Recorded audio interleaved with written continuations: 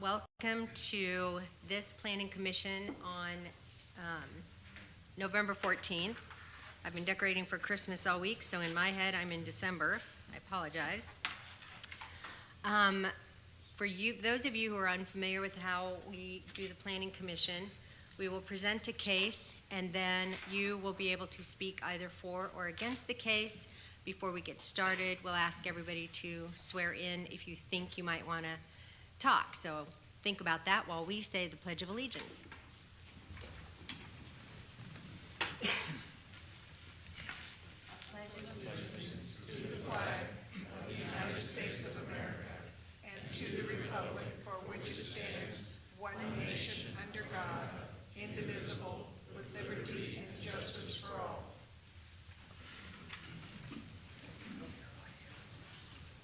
Thank you.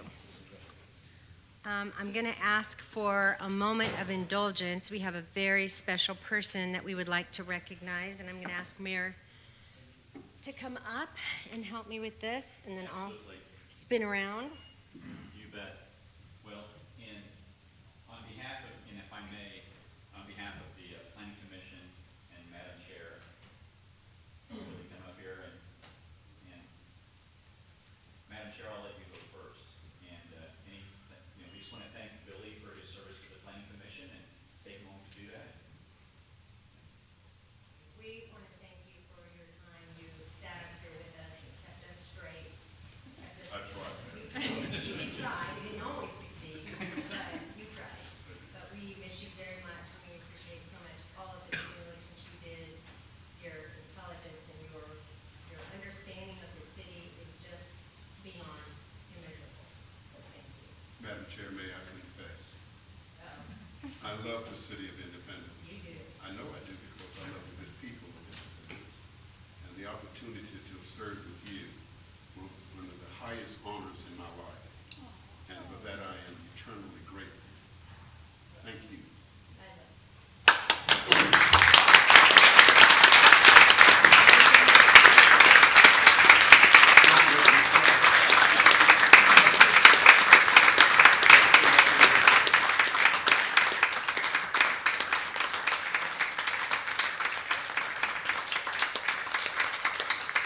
Mr.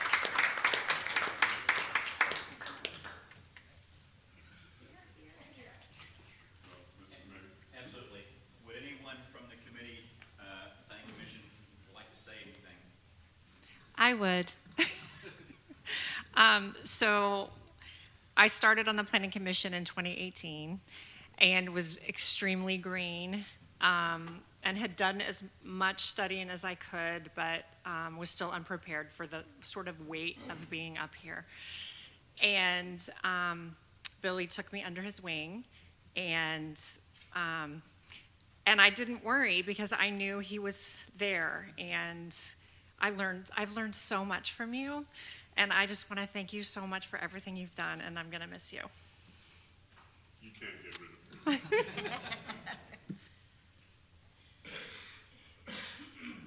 Billy, thanks for coming up here and coming back to say goodbye. I missed being able to say goodbye to you because, I mean, you're great up here. Me and you had some good times up here. I depended on you. So I appreciate it. Oh, I'm not going away. I know it would be easier, but there's work to be done. And while my time on the Planning Commission is done, as there's a time and a season for all things. Amen. But the time to serve is not done. Better I not will be. work while it is day, because when it is night, no one works. Mr. Mayor. Mr. Mayor, if I could just really quick, I'm the young, not the youngest, I'm the newest on this Planning Commission, but I feel like I've known you since Forever. I started serving in Independence. And it's because of your reputation and your example to service, but it's mainly because your heart comes from a place of shared faith, and that's always been really the keystone for you. You just carry an amount of joy with you, and that is your long-lasting reputation. So I don't like saying this when people die. I like saying it to their face. Well done, good and faithful servant. I just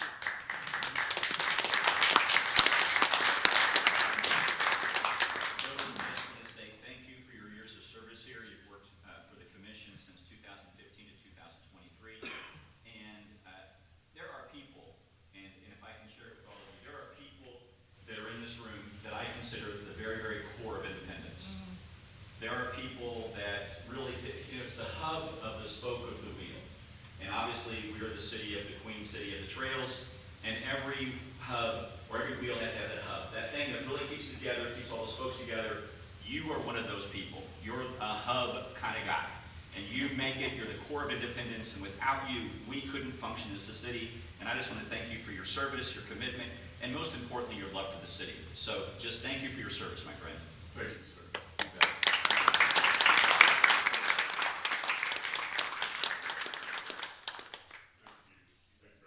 Thank you for the indulgence. Thank you very much.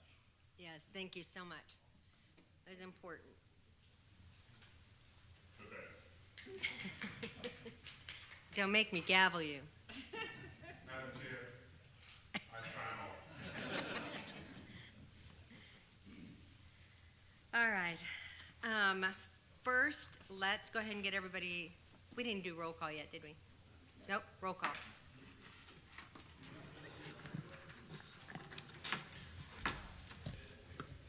Commissioner Ferguson. Here. Commissioner Nesbitt. Here. Commissioner H. Wiley. Here. Commissioner L. Wiley. Here. And Chairman McLean. Here. Thank you. Okay, before we get started with the agenda, all of those who would like to speak tonight or think you might like to speak, will you stand and raise your right hand, please? And even if you're not sure, but you think you want to, go ahead and stand up. Speak louder, because either I'm deaf or you're.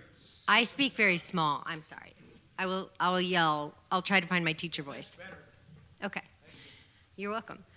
Okay, raise your right hand. Do you promise to tell the truth before this commission? If so, say I do. Thank you. You may be seated.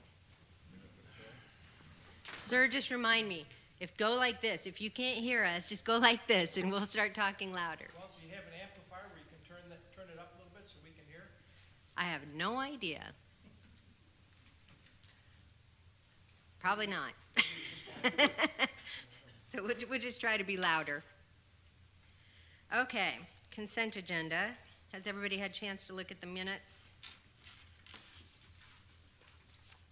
Madam Chair, Yes. I move that we approve the consent agenda. Is there a second? I second. Thank you, and we're ready for a vote. Commissioner Ferguson. Yes. Commissioner Nesbitt. Yes. Commissioner H. Wiley. Yes. Commissioner L. Wiley. Yes. And Chairman McLean. Yes, the consent agenda has passed. Okay, our first case tonight is case number 23-400-15, a short-term rental at 12111 East 51st Street Terrace South.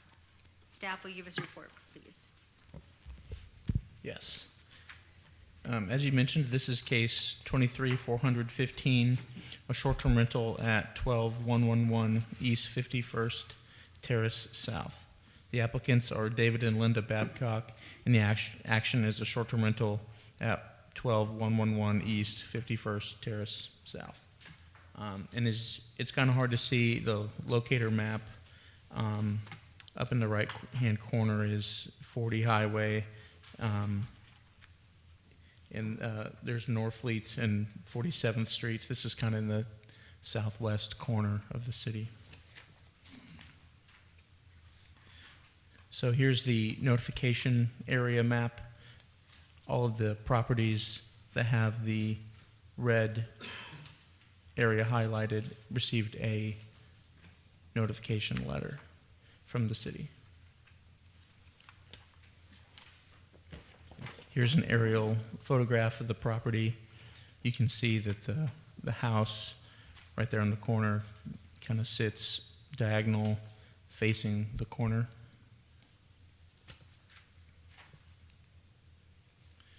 Here's the nearest short-term rental map. The blue area around the property is the 500-foot buffer for the short-term rental area. You can see that the nearest short-term rental is not within that area. So regarding the further action, a valid protest petition was submitted on October 23rd, 2023. Rather than approval, the Planning Commission's action will now be a recommendation to the City Council. A resolution for approval of this short-term rental will go before the City Council on December 18th, 2023. A legal protest petition against the application was submitted on October 23, 2023. Section 14-424-23B4 of the UDO requires a valid legal protest petition to have signatures of property owners representing an area greater than or equal to 25% of an area with boundaries drawn parallel and 185 feet from the subject property. The signatures of the property owners within this area were verified by staff on the same day that the protest petition was submitted, and property owners representing an area equal to 82.14% of the 185-foot buffer area signed the protest petition. Now, to make sense of that, I have provided this map that basically shows the same thing. These are the areas that are kind of in the bluish purple are the property owners that signed the protest petition, and that represents that 82.14% land area.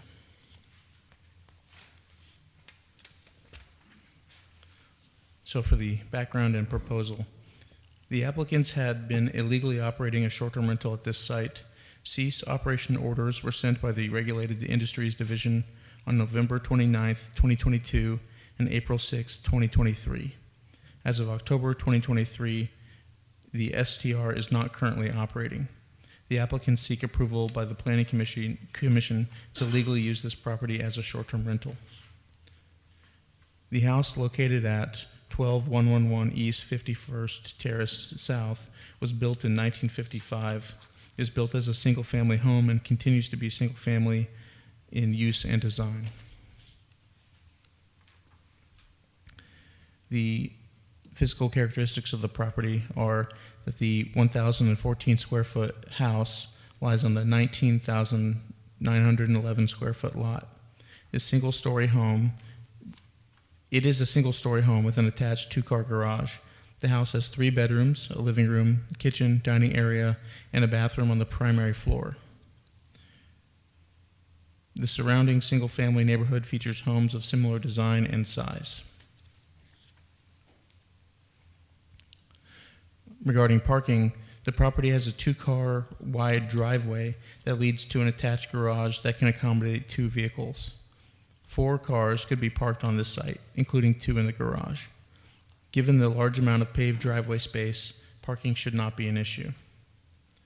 Regarding unruly guests and security, the applicants do not currently have a noise monitoring system installed in the home, but have indicated that they will install such a system before resuming operations. Other details regarding unruly guests and security have not been provided. For the short-term rental requirements, the applicant must address the following topics. Noise monitoring. As I just mentioned, the applicants do not currently have a noise monitoring system, but have indicated that they will install one. Trash removal. Trash pickup is scheduled for a weekly trash pickup with Ted's Trash.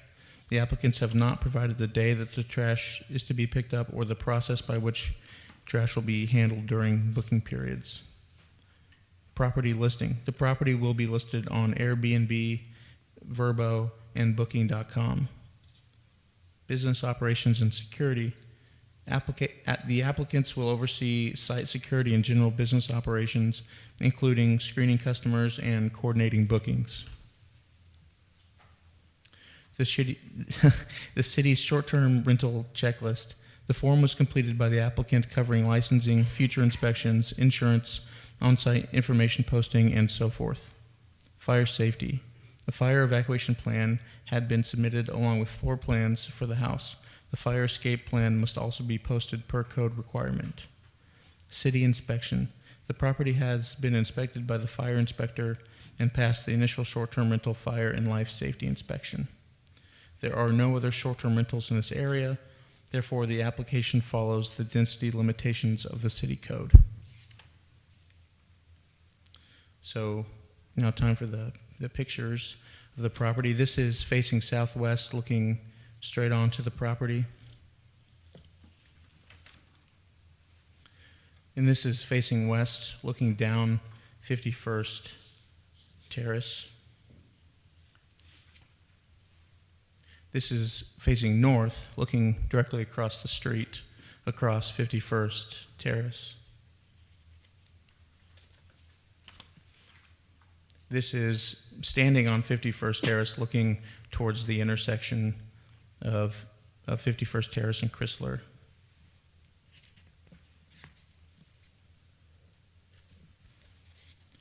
And this is facing north, looking up Chrysler towards that same intersection. And this is from the same location, but 180 degrees, looking south down Chrysler. And this is looking at the property and into the backyard.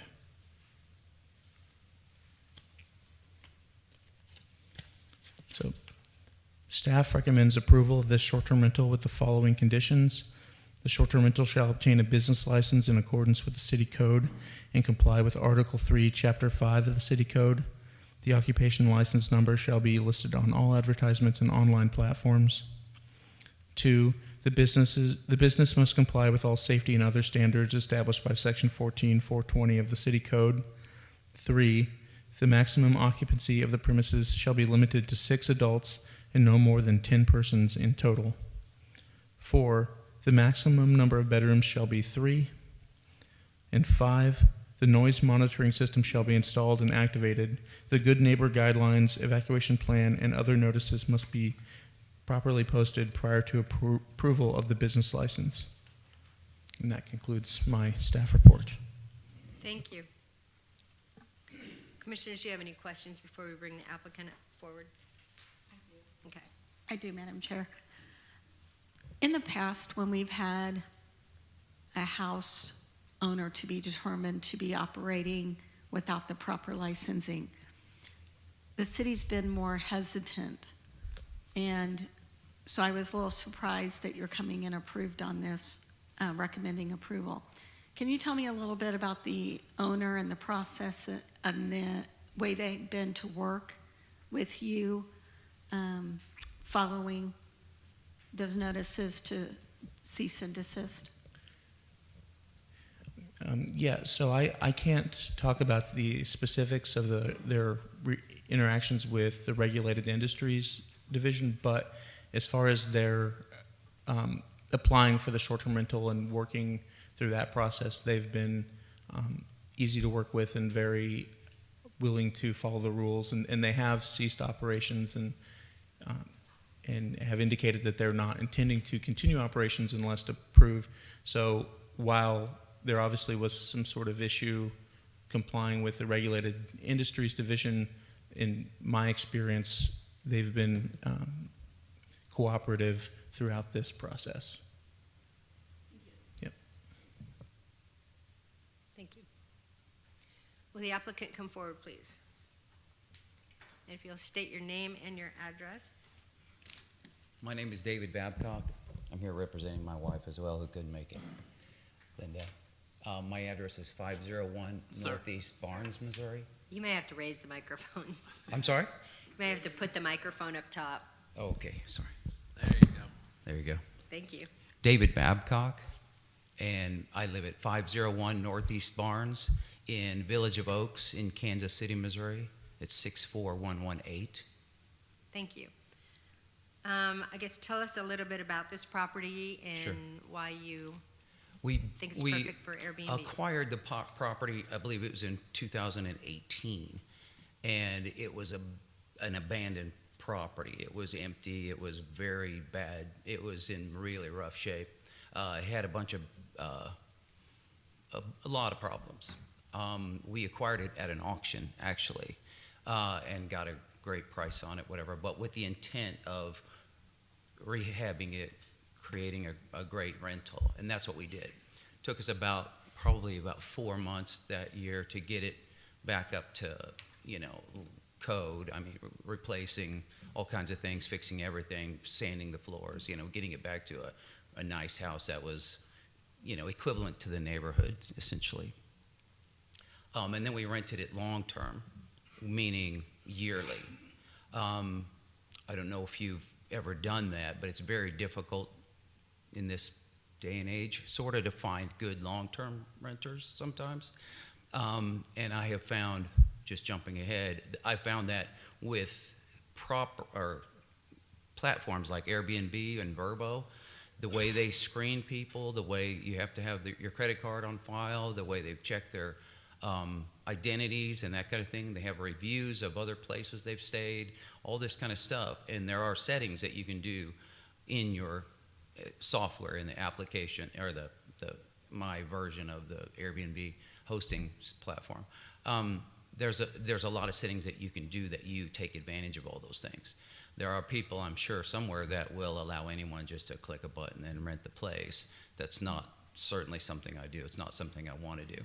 But going back to renting it long-term, we had, I believe, 3 or 4 people in there that had rented it for a year at a time.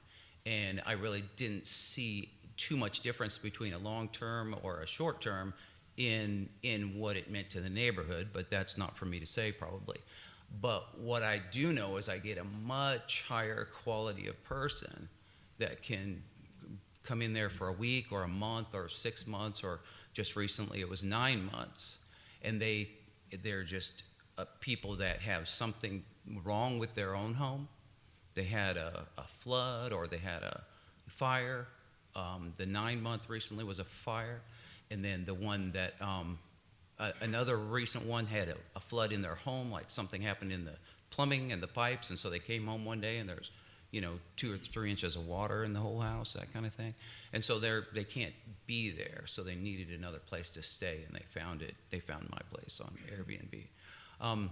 So anyway, what we've done is we feel like we've improved the neighborhood by rehabbing the home, bringing it up to par, right? And we did long-term rental until we actually were in a position to be able to get another rental property in Florida, real close to the beach. And so we got that property, and that gentleman was an Airbnb, I would call him an expert. I mean, he's been a mentor to me, kind of. And he has 6 properties down in Destin and Miramar Beach, along the coast right down there. And once we bought that property and found out what Airbnb does and how it works and how you can just set all the settings just to get just the best people, kind of. The best people meaning you can set it for no children or no minors. You can set it for anyone under 25.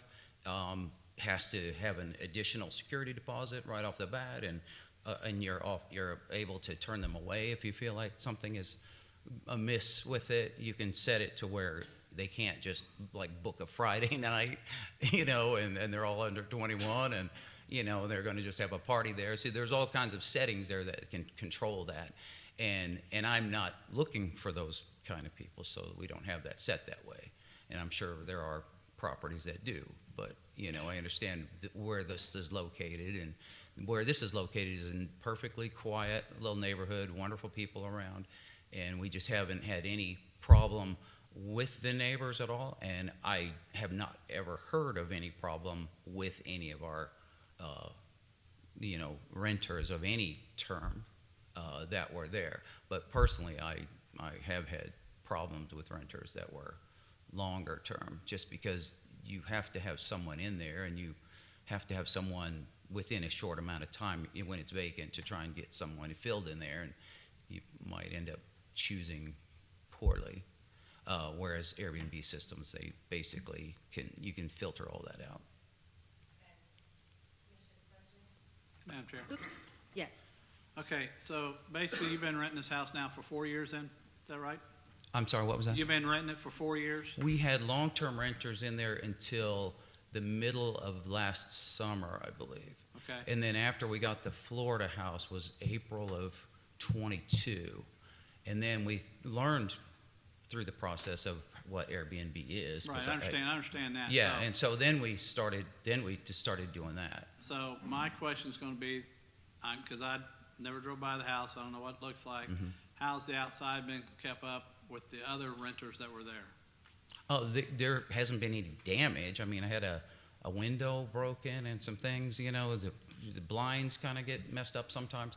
But no, there hasn't been any damage occur other than the one back door, but it was a Okay. back door. I'm just curious, because, since we do have a protest against this, that's why I Right. want to know what your Well, opinion and- was. That I don't know. I can't say. I do know we have professional lawn care people come and take care of the outside, and I go over there probably at least once a month just to drive by. My wife is probably there more often than that. Okay, because my next question's going to be Okay, then, sure. when they asked you to quit doing the rental, why did you not stop right away? Why did it take two of them? Two times? What was the question? Why did you not stop on the first time that you got caught doing short-term rentals instead of waiting for the second time? I'm not sure I understand the question They- here. Staff said that you were cited 2 times. Oh, we did, okay. Well, I don't remember exactly how that happened, but we got the 9-month rental in there right So it about, wasn't a short-term right rental, about it was that a time. So long-term it was rental. off the platforms. It was Okay. off the platforms, and then by the time we were trying to get back and get applied in, we heard from them again, or I applied for it or whatever. I'm not exactly sure how that worked. But I admit, culpability in not understanding the process. That's a fact. Okay, that's all I have. Thank you. Thank you. Sure. Any other questions? Madam Chair. Yes. So if the neighbors have a problem, do they call you or do you have a manager in Independence? I have not had any calls from the neighbors, but I'm not sure that they have my information or anything like that. Okay. But I've never, in the other property that I mentioned earlier, we get calls right away about neighbors and different things. So I have spoken with quite a few of the neighbors at times in the past, but I don't recall if they have my phone number or not. I'd certainly be willing to give it to them. Thank you. Thank you. I don't think I have any questions right now either. I kind of want to hear from everybody else. Okay, So thank you. thank you. Is there anyone here who would like to speak for this case? Come on up. Four. You do 4 first.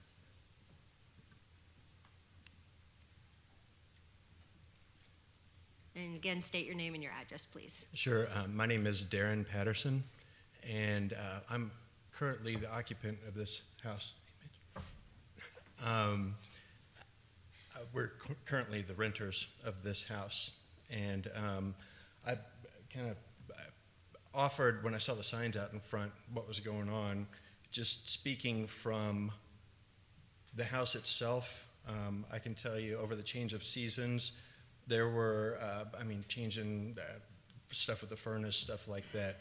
I've called, and we had an issue with the water heater as well. Someone was on site within probably 6 hours, I think was the longest.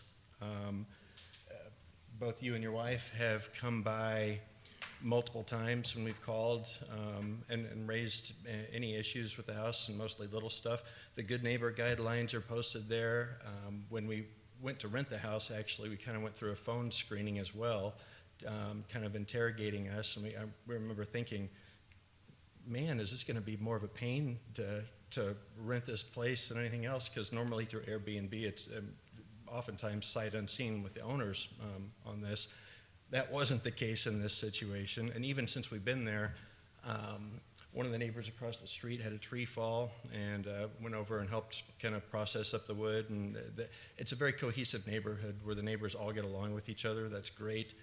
But the biggest reason I wanted to speak is our home. We own a home in Kansas City, and we had a plumber caused a leak, which then turned into a mold problem. And you're dealing with contractors, you're dealing with the insurance company, you're dealing with everyone on earth who doesn't want to pay for stuff to get done, and contractors who do want to get paid, but they want to have 5 jobs lined up ahead of time, trying to schedule and knowing how long are we going to be out of our house. We almost didn't book this because short-term wasn't available. You had to book at least 30 days as the Airbnb settings on there. We ended up booking through the end of the year, as it turns out, so that was a non-issue. But there isn't housing. We've got 2 dogs, and there's 2 adults. I'd like to think we're fairly responsible. Mitch may disagree. But this isn't available. Kansas City, most of the rentals are in party areas or in places where travel nursing, where places where you can't have pets. This has a fenced yard. We were in a hotel for about 2.5 weeks before we did a short-term Airbnb in Overland Park before moving to this one after we were displaced from our home. And having 2 70-pound dogs and 2 adults in a hotel room, even one that allows pets, is untenable, especially when you're working from that environment. It's just not something that works. And something like this is becoming more and more rare and is something that's absolutely necessary in the community. And I can speak because we absolutely needed exactly this, and it's been great for us. The owner keeps it up. The outside of it's in great shape. Like I said, anything that's brought up, we certainly have had responsiveness that is astounding, actually. And this is all unsolicited. I'm not getting compensated or anything like this for any of this, and completely voluntary. But I think it's actually fits in well with the community. Like I said, the neighbors are great. We've gotten to know several of them. And I certainly think that having that short-term option is important, because when something does go wrong with your house, you just don't know how long you're not going to be in your house. So either you go to a hotel or you commit to at least 30 days to get past the short-term rental issue. There's a huge gap in between those that just doesn't exist out there. And Kansas City has definitely made it more difficult recently with Airbnb rentals. They're only in more industrial areas or party districts. So even just in the Kansas City area as a whole, the pickings are slim, and we certainly would be detrimental to the community, and you never realize it until it happens to you and you start looking for those accommodations. There are just not that many of them out there. So for that reason, I would encourage you to approve the short-term rental, because I think it does provide a valuable service to the community. Appreciate that, thank you. Commissioner, did you have any questions? Okay, thank you. Is there anyone else here who would like to speak for this case? Is there anyone here who would like to speak against this case? Have you both been sworn in? Yeah, you were sworn in? Okay. Come on up. Oh, okay. Sorry.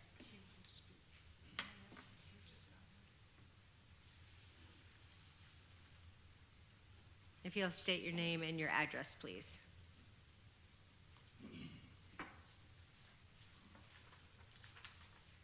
Hello, my name's Jim McLaughlin.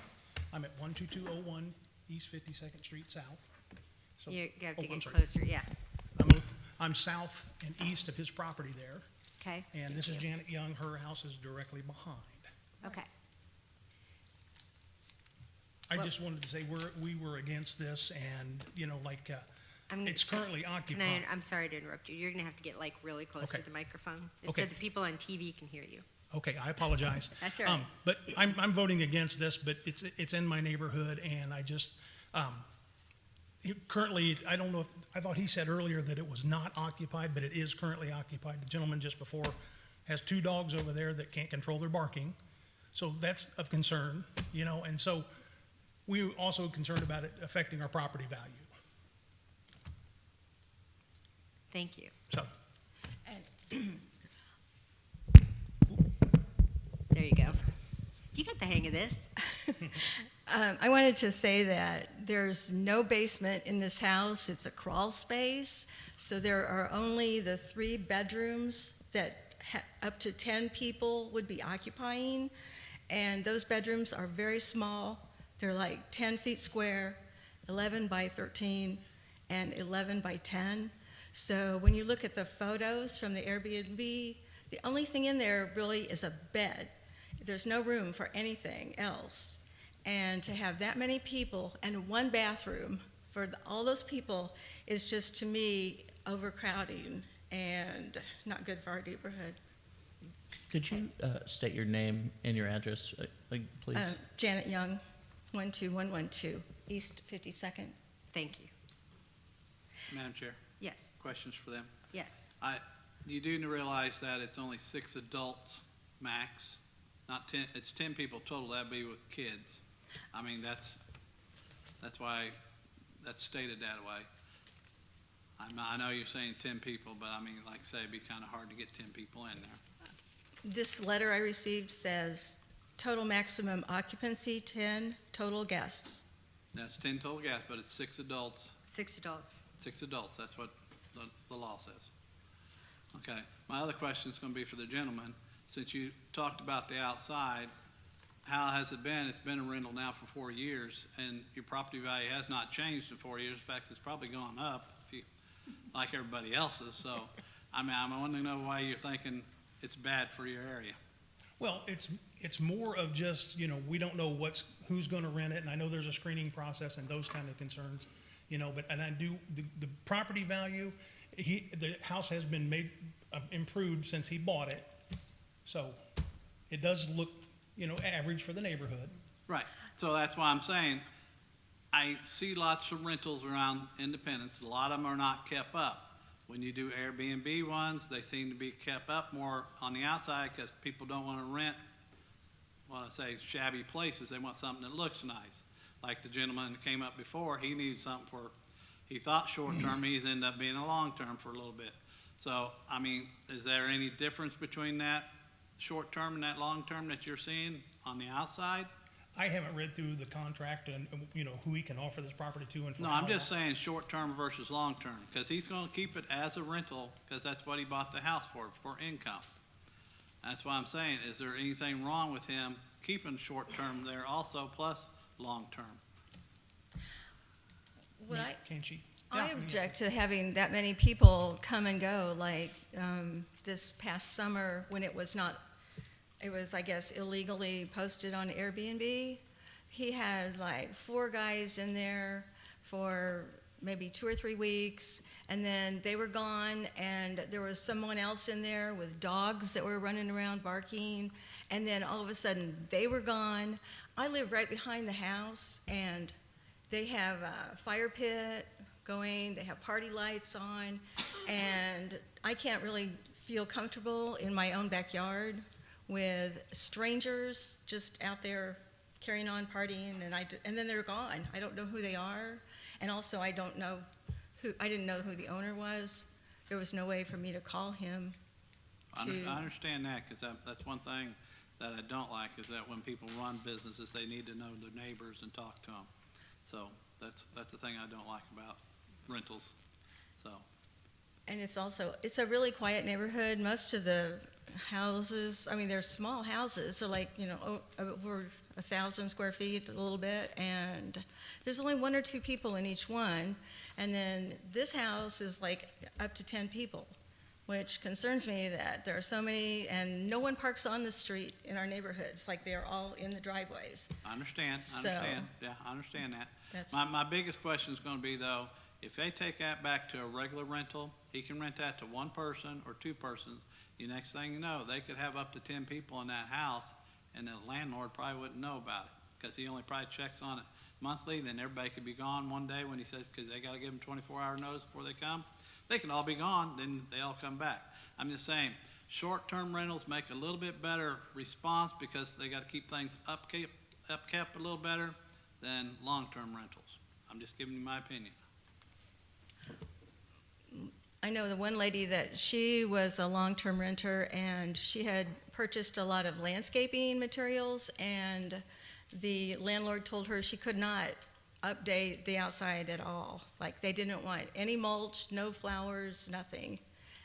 And so, it was controlled a lot as a long-term rental.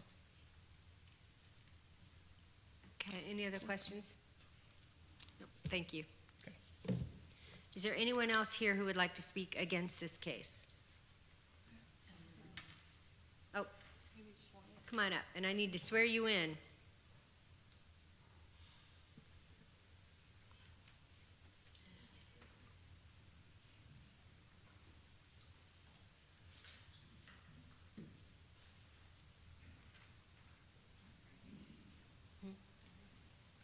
Oh. If you'll state your name and your address, please. Robert Hamilton, 2811 South Hickory Ridge, Independence. Thank you. What would you like to say? Well, I'm not, Chairman McLean, he needs to be sworn in. Oh, that's right. I'm so sorry. I said it and then I forgot. Will you raise your right hand? Do you promise to tell the whole truth before this commission? If so, say I do. I do. Thank you. Now you can tell us. All right, I'm, like I said, Robert Hamilton. I'm president of the Hidden Valley Club Homeowners Association. It butts right back up to part of our housing development. And in the development, we own everything, streets, roads, everything. I was just wondering if he could come, or somebody could come and talk to our people. They're 55 and older. That's, you know, mainly 70 and over and that. And, you know, and a few people are a little worried, a little scared, and all they need to be is talked to. Our next meeting is in January. And if I could get in touch with you and have you come and talk. That's no big deal. It just keeps the natives quiet. I think that's a brilliant idea. Communication's everything, isn't it? Yes. Well, thank you. So, Uh-huh. are you good with this being a short term? It's nobody's had any complaints yet, Okay. but you know, I mean, you can see it. It's you get up on a certain part of the neighborhood, and it's a beacon. It stands out. So if we could get somebody to talk to us, that would be great. Okay. Thank Thank you. you. Appreciate it. Sir, could you repeat your address? I don't think I got it. Oh, 2811 South Hickory Ridge. Thank you.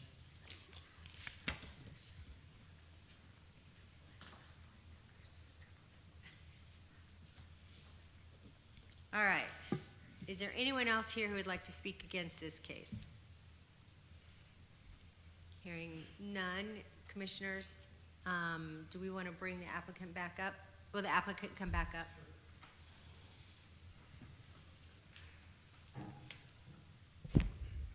Do you want to respond to any of the comments that were made? About the landscaping and that kind of stuff, I just, that has never happened and that would never happen. If someone wanted to do some landscaping and put some mulch down in that yard, I'm sure we would be very, very happy about that.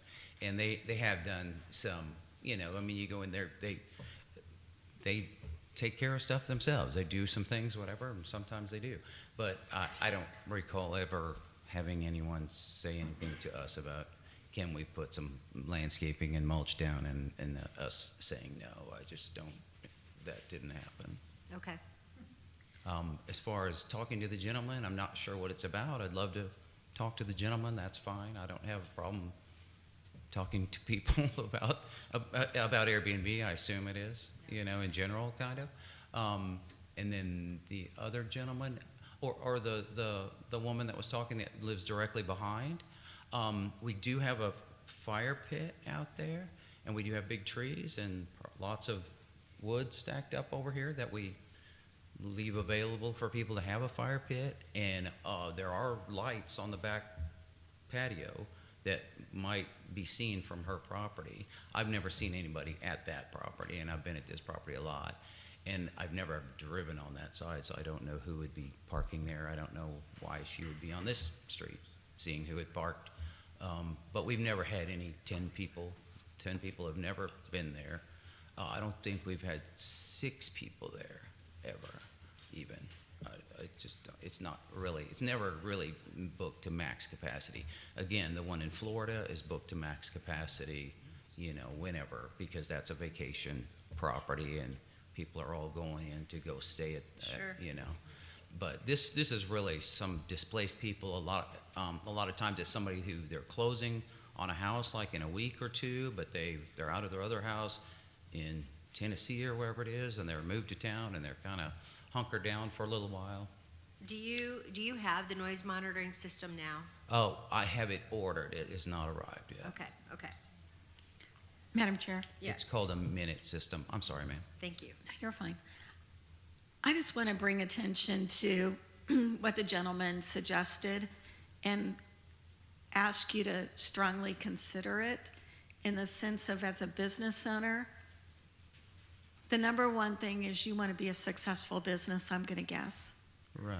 But there's a piece of being successful with a short-term rental, and that's in having your neighbors understand who you are, what you stand for, how you're going to run your business. So when a gentleman says, would you come talk to our people, they just don't understand. They don't know. Yeah, right. That's the kind of conversations you should be having with the neighbors Mm-hmm. and going to homeowners association if there is one, et cetera. So Yeah. And I there's would no just homeowners- strongly encourage you Yeah. to There's no add home- that maybe to your Oh, I will. repertoire I'm of going. running a Absolutely. business. Yeah, I'll work it out for sure. I don't have a problem talking to people and, you know, telling them the story for sure. And then the other gentleman that was here, they were standing here side by side. I do know that guy, and I have borrowed fans from him when the air conditioner went out one time. And he has been in that property, and we know each other, and he has my phone number. And he came up here and acted like he didn't know what was going on. So I don't know what's going on there. But he even comes over and gets wood from my wood pile out back, and I will help him haul it over to his fire pit. You know, and we have a relationship. That's a fact. And then the people, not the lady behind, but across the street, I've talked to those people many a time, and we are over there painting the house or working on something, you know, or doing the lawn, and he's out at the same time. So I don't know, you know, I some of these things I don't understand. Okay, any other questions? Okay, I think we're good, thank you. Okay, thank you. All right, commissioners, any questions of staff before I close this public hearing? All right, I'm going to close this public hearing. Any discussion, or I would entertain a motion? Madam Chair, Yes. on the matter of case number 23-400-15, short-term rental 12111 East 51st Terrace South, make a motion that we approve. Thank you, is there a second? Second. And we're ready for a vote. Commissioner Ferguson, Yes. Commissioner Nesbitt, Yes. Commissioner H. Wiley, Yes. Commissioner L. Wiley, Yes. Chairman McLean. Yes. Case number 23-400-15 has been approved. Next case, but that will, I should note that because there is a legal protest, will be going on to the council. Correct. Case number 23-400-16, short-term rental at 2818 South Artie Mize Road. Staff, will you give us a report, please? So this case for a short-term rental on Artie Mize is shown on the vicinity map here. As you know, as you look on the vicinity map, Artie Mize weaves back and forth. It goes east, it goes west. This is near where that red circle is, or the red circle is where the location is. Down a long driveway from where Artie Mize takes a curve to the southeast. So this is the notification area. You can see here Artie Mize up in the corner of the notification area, and then there's this right-of-way that comes down that is shared driveway between this house and one that's further to the south, share. And then you have the surrounding subdivisions on these cul-de-sacs that abut to the east and to the west. So zooming in, you can see where the location of the house is. So it's closer to the right-of-way than it is to the rear of the property. So it's kind of isolated off the road and away from most of the other houses on this large lot.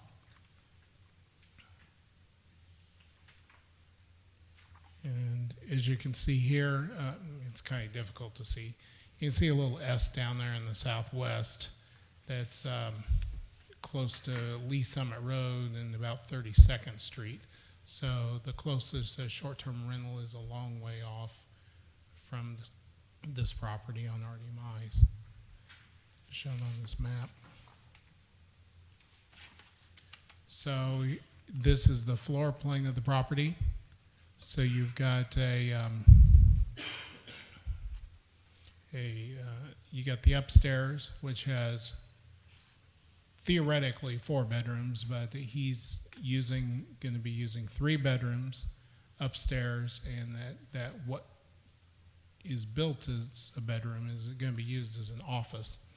And then you've got the main floor, which is the living area and the kitchen and whatnot with the garage. And then the 4th bedroom, which has a walkout door at ground level and at this walkout basement that he also requests to use. And that's why I gave you that supplement. The original staff report only noted those 3 bedrooms upstairs. The applicant also wants this bedroom that's down in the basement, which we wasn't sure would be fire escapable because it's in the basement, but this is a walkout basement that has a walkout door there off this bedroom. So that proves not to be an issue. And so, and you can see the evacuation plan, where you can see you can evacuate out of that 4th bedroom there on the north.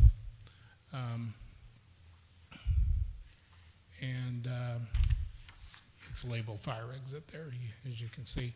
And then, of course, everyone upstairs comes down that common steps in the core, can easily get out the main floor there. Okay, so this is the parking plan. So there's 2 parking spots in the garage.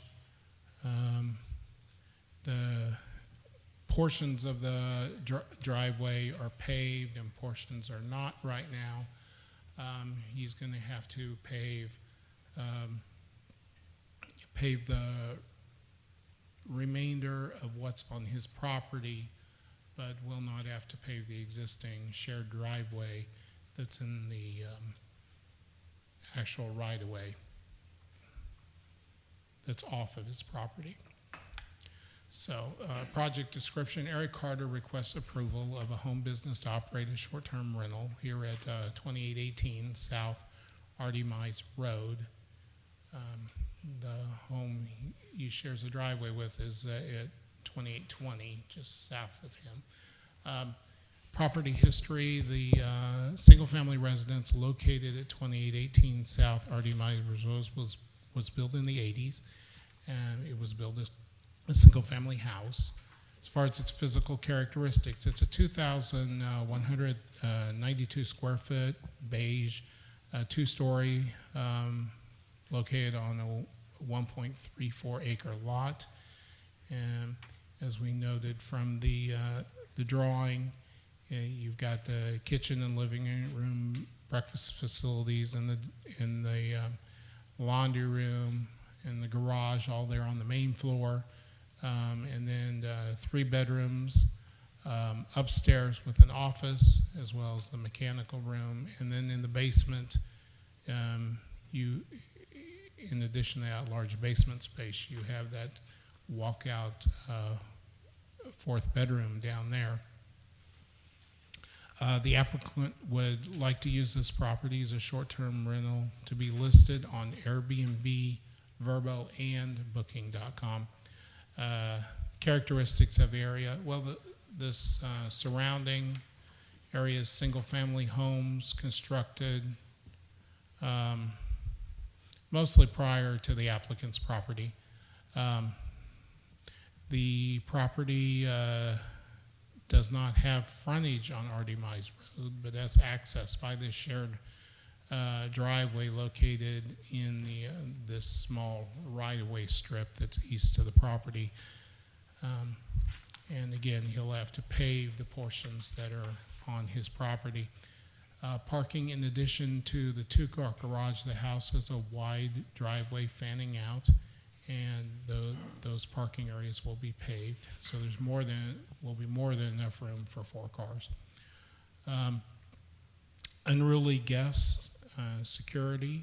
First, no tolerance notifications will be sent out before booking. Second, under the quote 4-star review, guests will be accepted. And then third, stays will be a minimum of 3 nights to avoid potential parties. And the owner lives in the area and will be able to address any of these issues. And I believe by the area, I think it's Olathe, I believe. Short-term rental requirements. The applicant must address the following topics. Noise monitoring. The applicant will be using a noise monitoring system called Minute. Trash removal. Trash pickup will likely be scheduled with TEDS for weekly pickup. Property listing. The property will be listed on Airbnb, Vrbo, and Booking. Of course, business operations and security. The property will be operated as a short-term rental in a manner similar to other properties that the applicant has in Prairie Village, Westwood. Also has 2 out in Manhattan, each of which has 5-star ratings on Airbnb. Consistent with their operating model, these properties are, he describes them as family-friendly, dog-friendly, non-smoking homes, and each specifically prohibits parties. The city's short-term rental checklist, that form was completed by the applicant, covering licensing, future inspections, insurance, on-site information, posting, and so forth. Fire safety, the evacuation plan is submitted as we've seen on the PowerPoint, along with floor plans for the house, and the escape plan as will have to be posted as required per code. City inspection, the properties shall pass the initial short-term rental of fire, life, safety inspection, which it did. There are no other short-term rentals within 500 feet, as I showed you on that map a moment ago.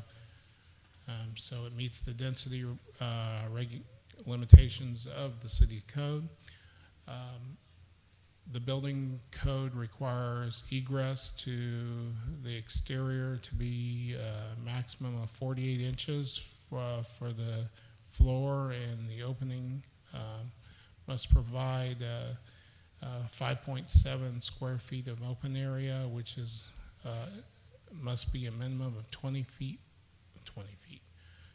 inches wide and 24 inches high. As such,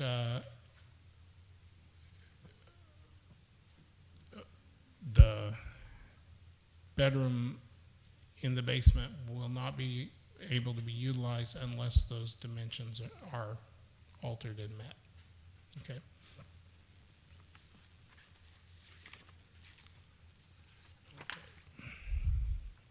So we're looking at the house here, and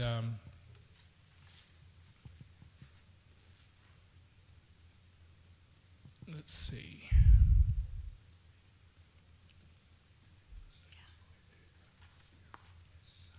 There is, this is looking south, farther back toward R.D. Mize.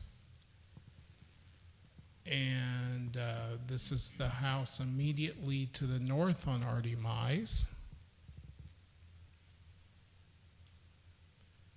And this is the one, or this is looking up Artie Mize to the north from the driveway on that curve. And this is facing northeast from the driveway. And then this is looking east from the driveway. And then this is facing south down the shared driveway in that right-of-way that serves both houses. And then this is facing southwest, looking into the property. So, and staff recommends approval of the short-term rental with the following conditions. The short-term rental shall obtain a business license in accordance with the city code and comply with Article 3, Chapter 5 of the code. The occupation license shall, license number shall be listed on all advertisements on the online platforms. The business must comply with all safety and other standards established by Section 14424 of the Unified Development Ordinance. The maximum occupancy of the premises shall be limited to 8 adults and 10 persons. Only 4 bedrooms may be used.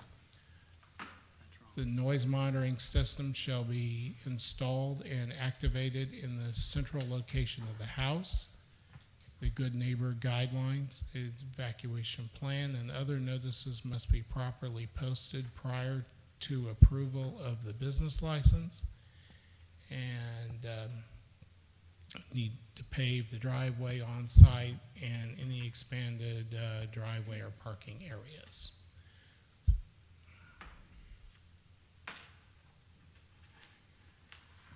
And that completes. Is the application. 8 adults right, or should it be 6? Because there's 4 bedrooms. Oh. Says both there. No, they can So use it's 4. because of the 4th bedroom. Right, if they can do the 4th bedroom, they can do 8. But if not, it's 6. That's correct. But doesn't our code say it can only be 6 adults, maximum of 10? It's 2 per bedroom. 2 per bedroom is what the code says? Yes. Okay. I thought we had that changed to 6. I can't remember. I need my cheat sheet. Attorney? Okay. Any other questions? Madam Before- Chair. Yes. Brian, can you just clarify on it's a shared driveway? Yes. And then, is it all or the majority is gravel? It's all gravel. So existing. how much will this owner be responsible to pave? His property. So most of this driveway is in a right-of-way So that will extends not the have length- to do that? that extends the length of the property. Or it runs down the side of this property and goes past his house and actually goes to the next Okay, property. so it does on the not side. have to pave all of that? Not, let's see.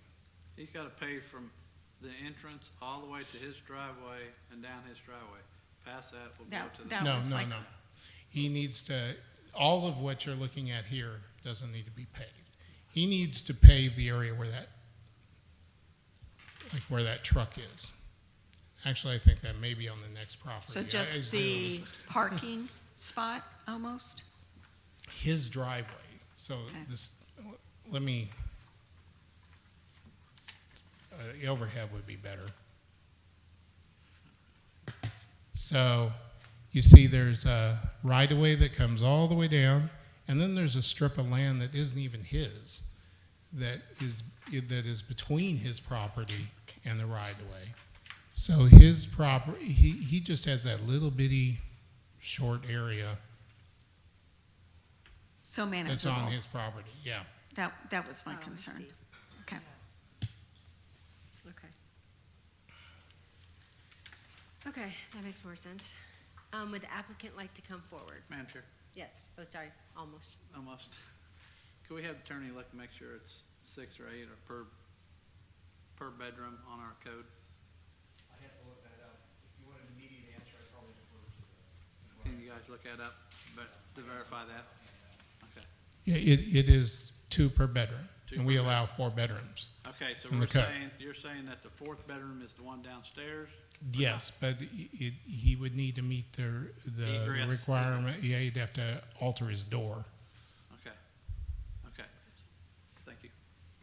Okay. All right, will the applicant come forward, please?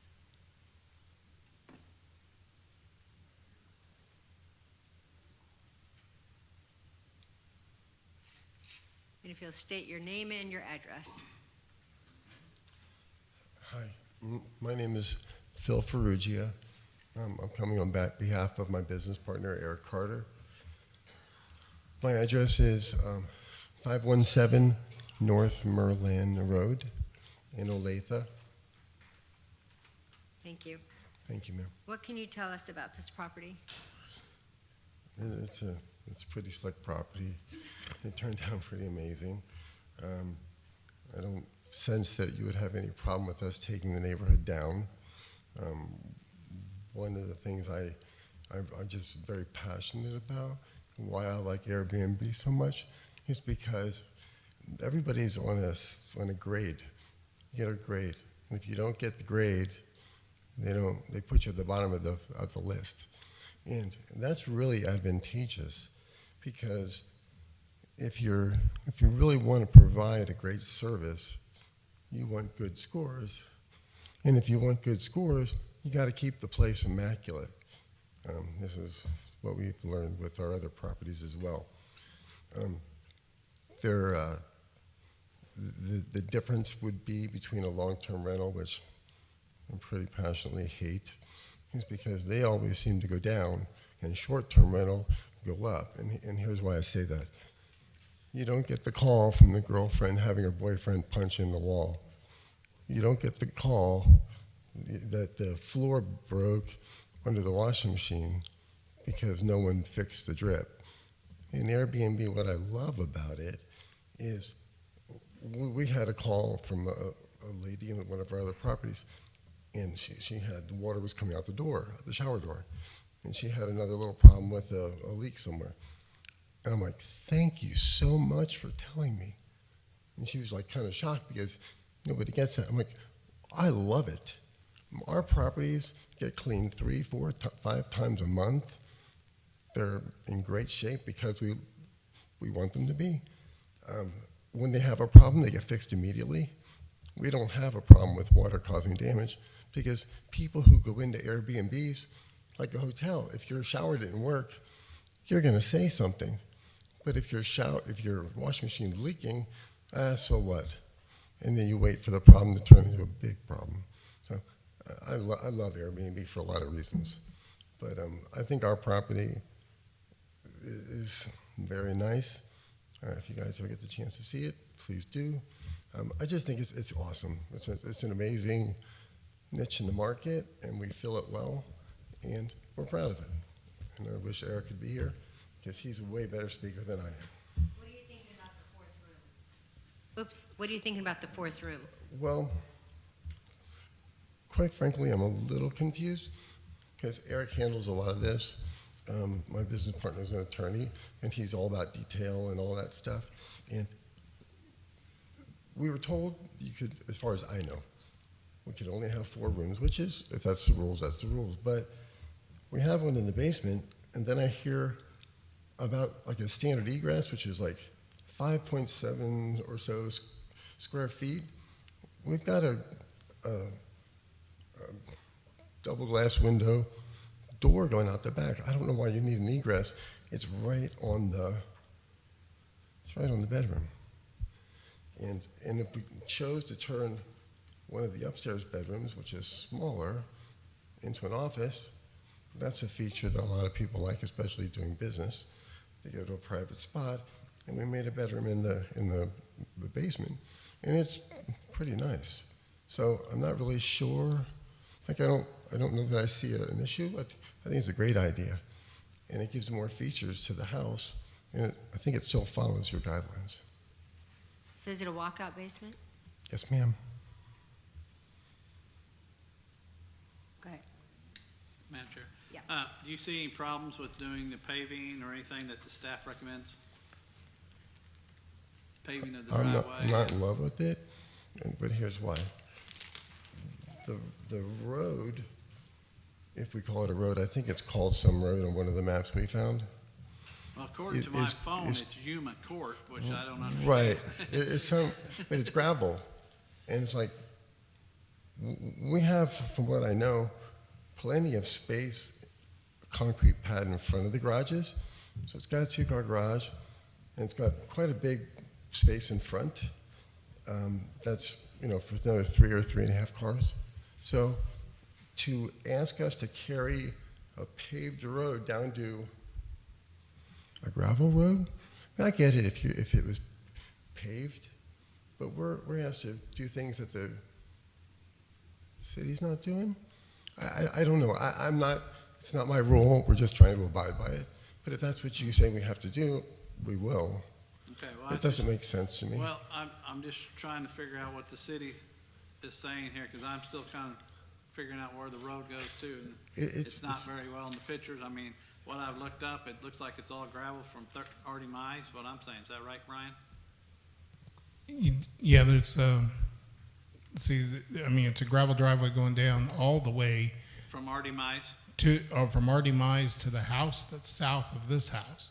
And then they peel off Okay. of that gravel drive. And then there's actually a strip property that isn't even the applicant's. Well, That's between what's the city right of way and what's their property but see, here's that they what cross across. Here's what I don't get is why it's called South Yuma Court on my phone and not Artie Mize. I mean, is it the city's right-of-way street? That's something that somebody probably needs to figure out. Well, it's the city's right of way. Apparently, we had wanted to call it Yuma. Apparently, the maps I've seen here at the city don't have that on there anymore. That may be the way it was platted, Okay, and that's where that's coming from. that's where that's coming from, okay. Maybe we need to do a Well, name that's change. something- Not That's that- something you're gonna have to work out with them about the paving, because I mean, that's gonna have to be done, so that's gonna have to be, I don't see any problem with that. My other thing is, this gentleman over here talked about his address, I looked it up, his address does go to your guys' property, so I think that's the people, you guys need to be talking to your neighbors down there, and that's a homeowner association down there of elderly people, is what it looks like to me. Sure, awesome. Careful who you're calling elderly. Me. So, Gotcha. okay? Yeah, no, I get it. Thank you. He spoke for the wrong case, yeah, so I looked up his address, and it's almost your backyard, where his address is. It's really weird because you can't Google there. And my partner said it's really between this address, and he came up with a couple like what it was. And there's no logic to it. Don't ask me why. But yeah, we get it. It was already an issue just trying to figure out how do you direct somebody there if we got approved.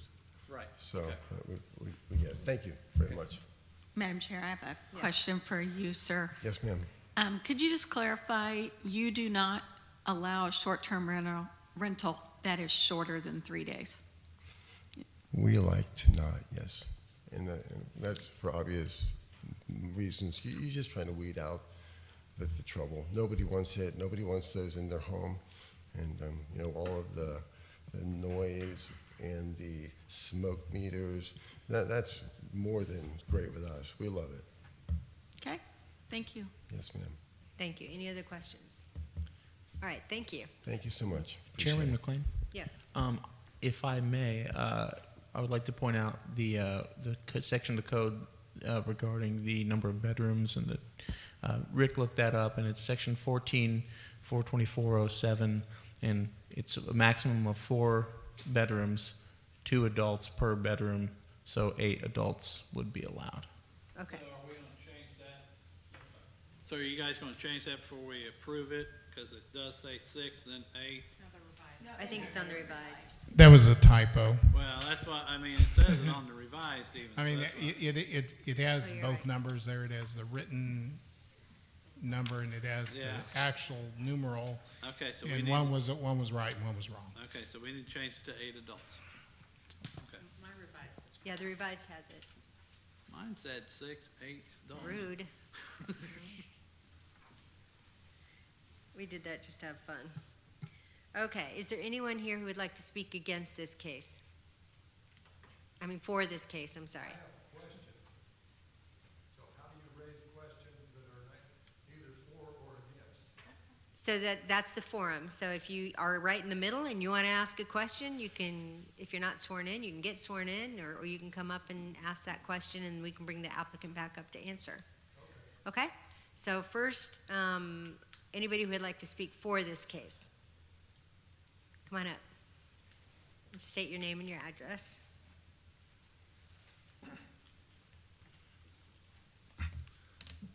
My name is Keith Barber. I live at 18017 East 29th Terrace Court South, which can only be in Independence, Missouri. That's right. Thank you.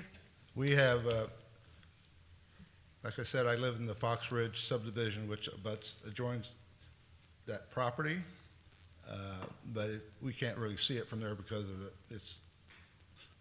there's a wooded area in between there, but some of the neighbors were concerned about a few issues, so I took it upon myself and a few of my neighbors to look into this, and so I got a copy of the thing. I actually read it, and as I read it, I was pretty neutral, but the more I read it, the more I became for it, because they talked about the issues that were concern to us, which was one, the noise, parties, and it was also about the upkeep, because a lot of long-term rentals always bring the property values down, it seems, and then also about the trash.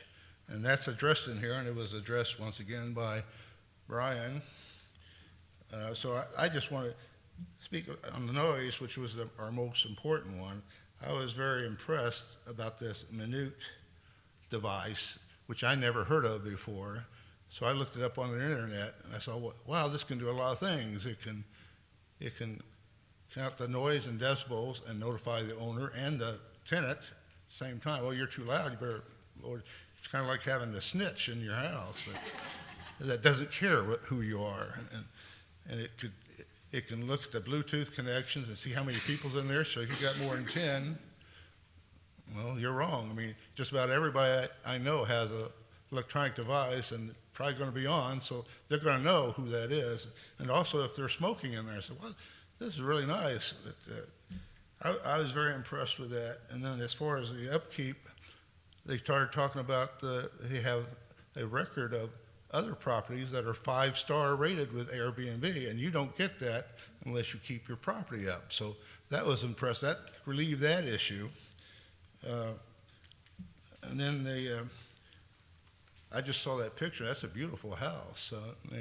I kind of wish it was in our neighborhood, but except we wouldn't allow rentals due to our homeowners association. And then the last one was trash, and they got that taken care of. So overall, I'm for it. There's one problem I'm having was what's in here, and it was that Brian reissued on recommending 5, and that was the parking area. What I saw here scared me. Here's the parking area. It's a big blue area, at least the way I interpreted it. It may be wrong.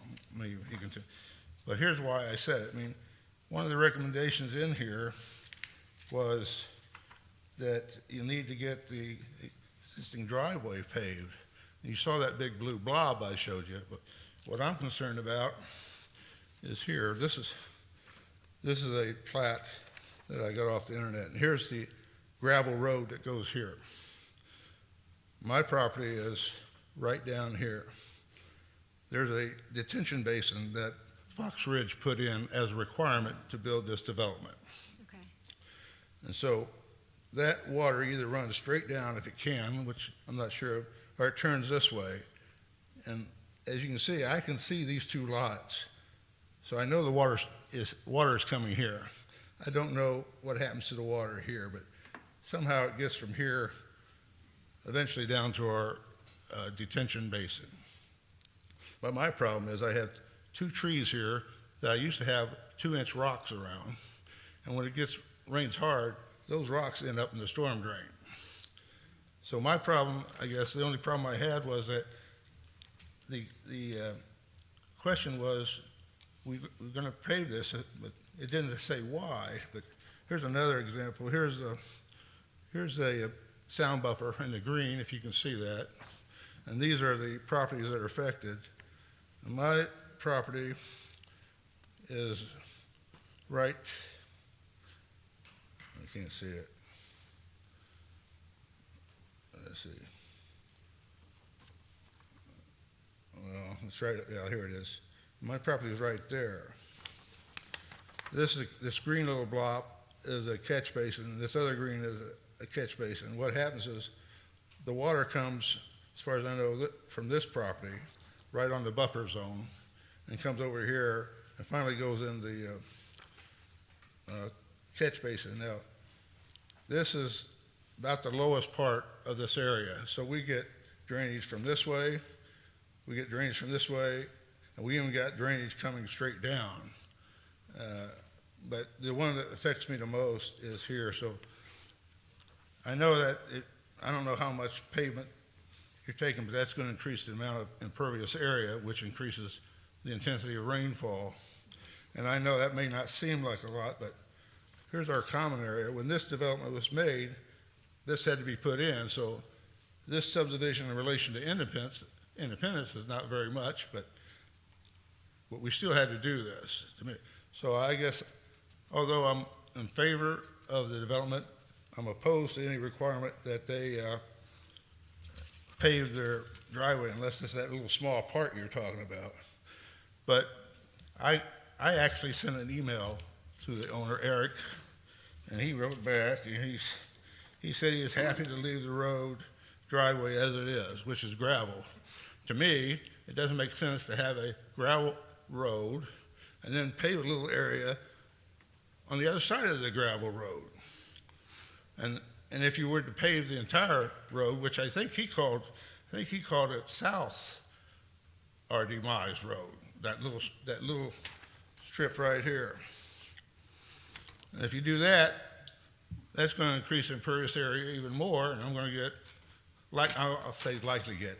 I never went up here to see where that water was coming from because it's raining. May we see your 2 sheets of paper? Can we? Which one? This see one? Both of them. Would be great. What was your address again? Oh, what was your address? Thank you.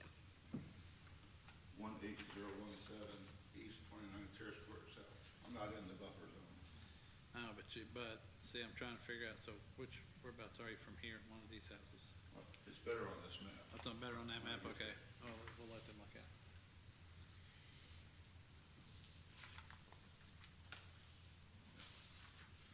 Madam Chair. Yes. Brian, while we're waiting, or Joshua, can you explain why the asphalt is necessary? It is literally for the parking only, correct? Right. I think there's some confusion. I think there's a lot. Yeah, if I can go up to the drawing or Okay. the screen in a second, I can show. Okay. I think that'd be helpful. Thank you. We're really talking about that little blue area that he was showing.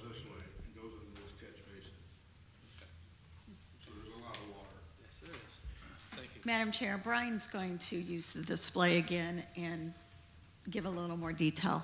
Okay. So I won't be able to be heard on microphone, so I will say it before I walk over.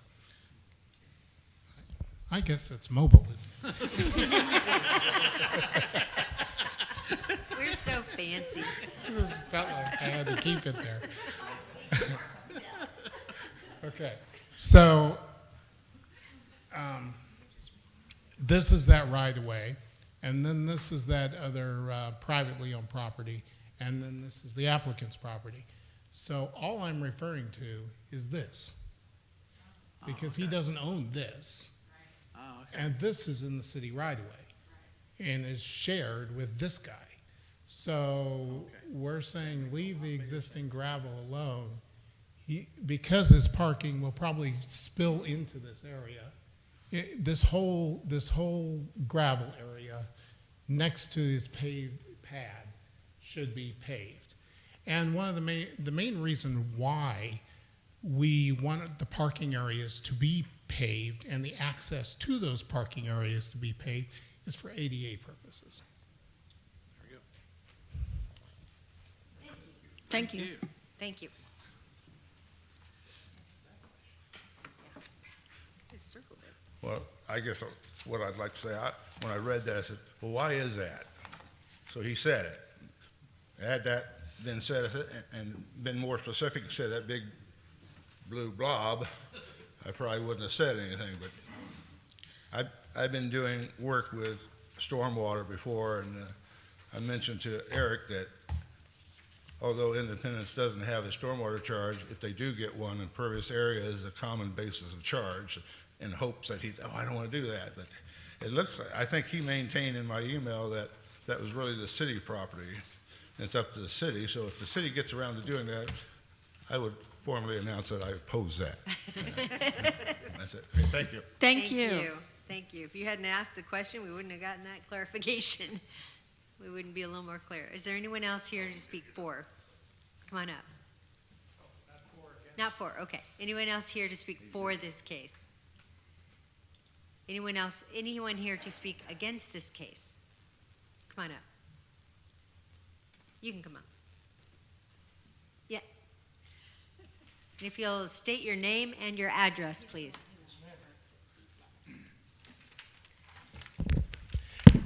Thomas V. Thies, 18021 East 29th Terrace Court South, Thank you. 64057. I'm Keith's next door neighbor, but I live one house downstream. So part of the question I have is or concern is the water issue. We're about 4 houses east. My house is about 4 or 5 houses east of this house in question. And I know of at least 2 people that have sump pumps that are further west. I'm not an engineer. I'm not a hydraulic engineer, so I don't know if the water that comes from this place actually affects us. I would leave that to Keith. He would know more so than I. I also have a concern that being retired, a number of the people that live close to us are retired geezers like me. So you people all work, most of you, so during the day you don't hear all these freaking dogs barking. I'm not going to go to somebody's house and ask them to put their dogs in, because in this day and age, you never know what's going to happen. Okay? I don't know anything about this individual, but I'm not going to take and say, hey, why don't you put your freaking dogs in, because it's bothering the heck out of us old geezers, The other question, or a question that I have is there a city ordinance or a code or whatever that distinguishes short-term rental from long-term rental? Yes. And what is the term? Can you tell me or can you explain what is the difference? How long can a person stay in short-term rental? What my concern is that with the short-term rental, and if you look here, it's starting to promulgate because there's 4 of them right here now. Okay. How long can a person stay in there in a short-term rental? And if I had a complaint with the city, what is the process to get a person out of this place so it doesn't become a long-term rental? Can anybody answer that question? Or am I in the wrong venue? No, those are good questions. Brian, you want to tackle that one? Okay, for the short-term rental, it's a maximum of 30 days. And what happens if a person's there longer than 30 days? What is the legal recourse? That is a code violation, and we would begin a case against it. Is it enforced by the city, the code violation? Yes. Is it actually in code? And we could pull the short-term rental license, obviously. obviously, as well. I know that reading in the Examiner, it says that the city hired like a code enforcement officer in June, and she, if I read it correctly, she had 400 complaints or something, or 400 cases that she's investigating, so they're trying to address this.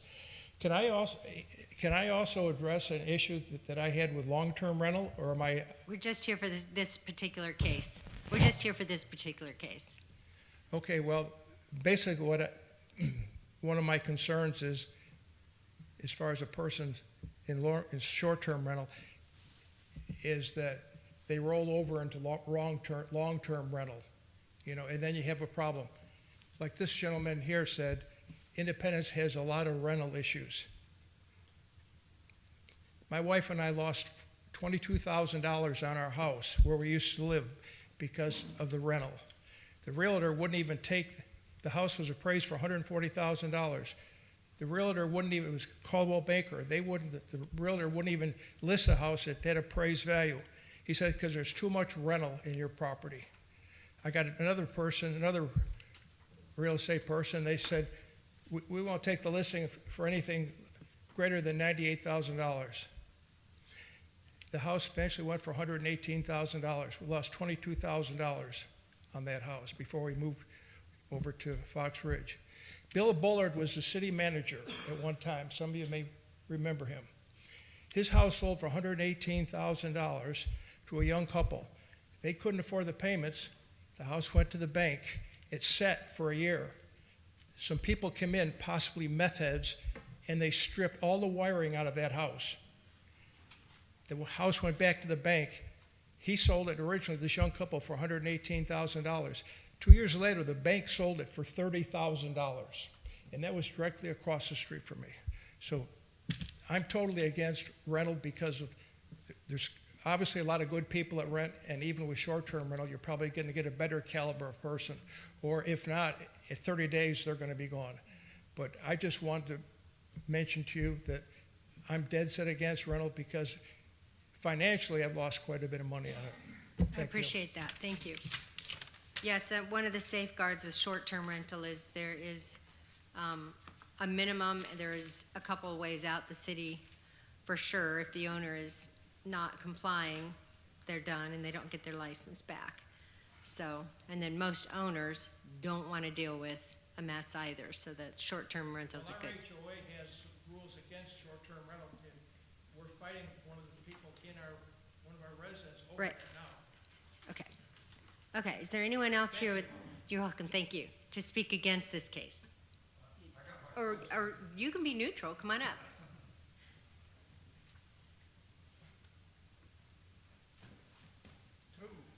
Anybody here with questions about this case? How about that? There you go, thanks. If you'll state your name and address, please. My name is David Wheaton, and like some of the other folks, 18,000 East 30th Terrace Court South, and there is a north. So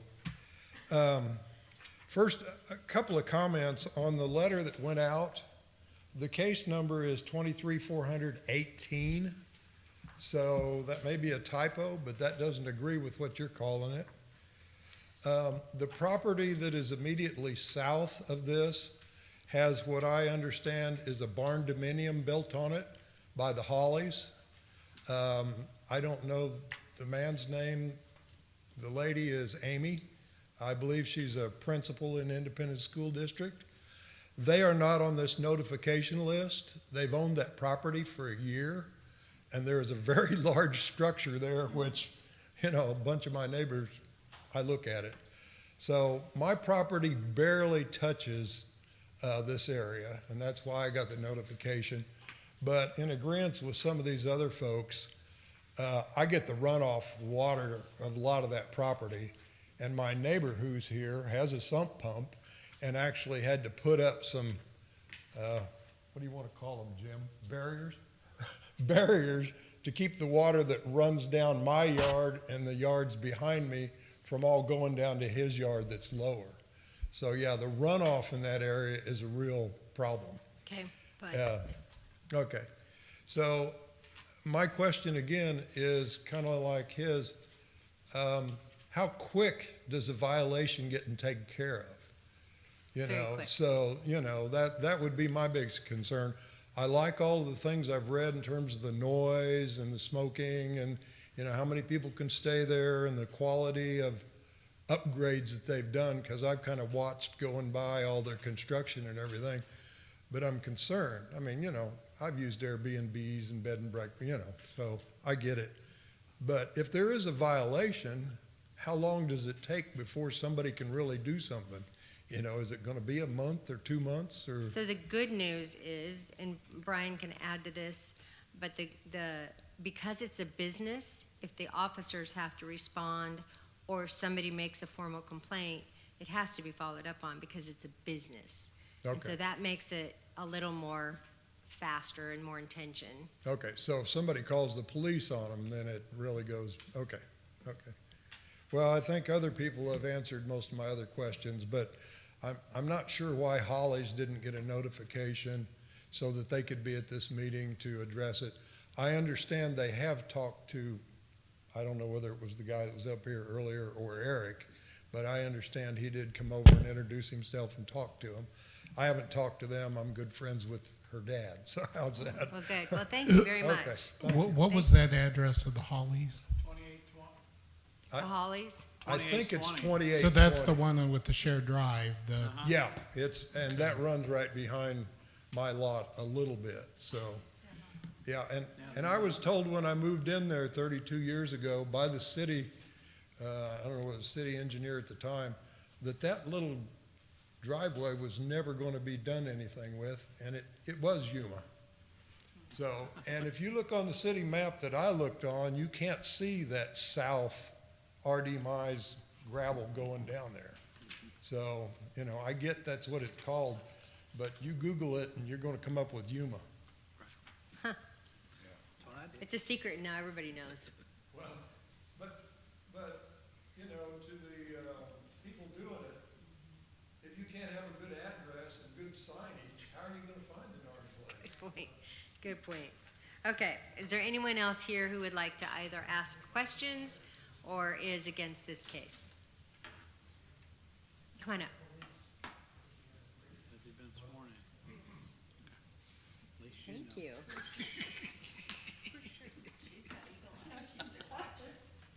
If you'll state your name and your address, please. Spencer Davis, 2809 South Whitney Avenue. Thank you. Quick question. They said pet friendly or dog friendly? They said yes or no on that? I don't remember what was on the slides. We will ask. Yes, it is pet friendly.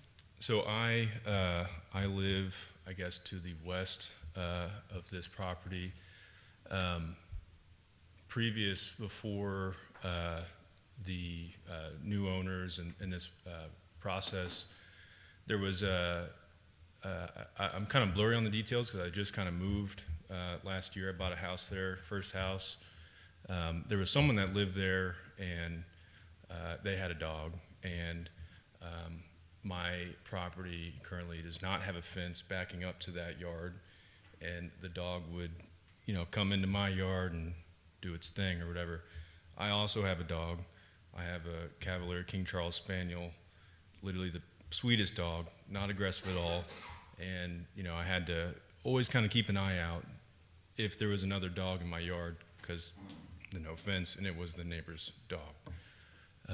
So I am concerned with that, but also just with the short rental aspect and how people are, you know, even though it's 3 days, but they're kind of coming and going.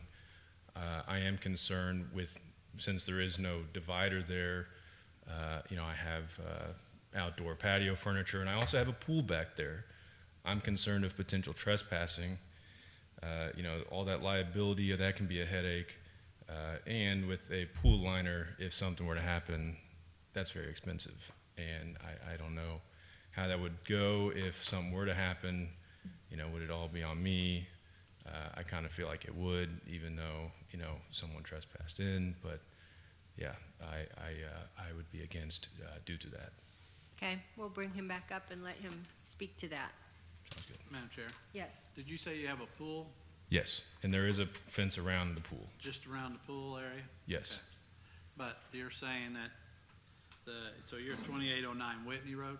Yes, South Okay, Whitney. I'm looking at the property line, okay. Yeah, I mean, it's up to the the guy that's got the property. I don't know what they do about fencing or not. That's up to the owner there, so that's all I'd say. But we'll have him come up and answer the question. Yep, thank you. Any other concerns? No, I mean, it is a beautiful house, and I know they did a lot of work to it. So, you know, I want to see good things because I believe it was a really weird situation, the previous tenant, but there were cops there like 10 times in a year. Like there was some, I don't know. So I hope it's better in the future if this gets approved, but yeah, I'm just concerned with potential, you know, the trespassing and all that kind of stuff. Okay. Thank you. Thanks. Is there anyone else here who would like to speak against this case or has questions? Hearing none. Applicant, would you like to come back up, please?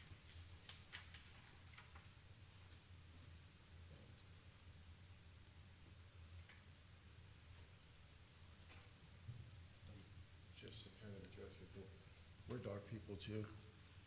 We get it if anybody gets it.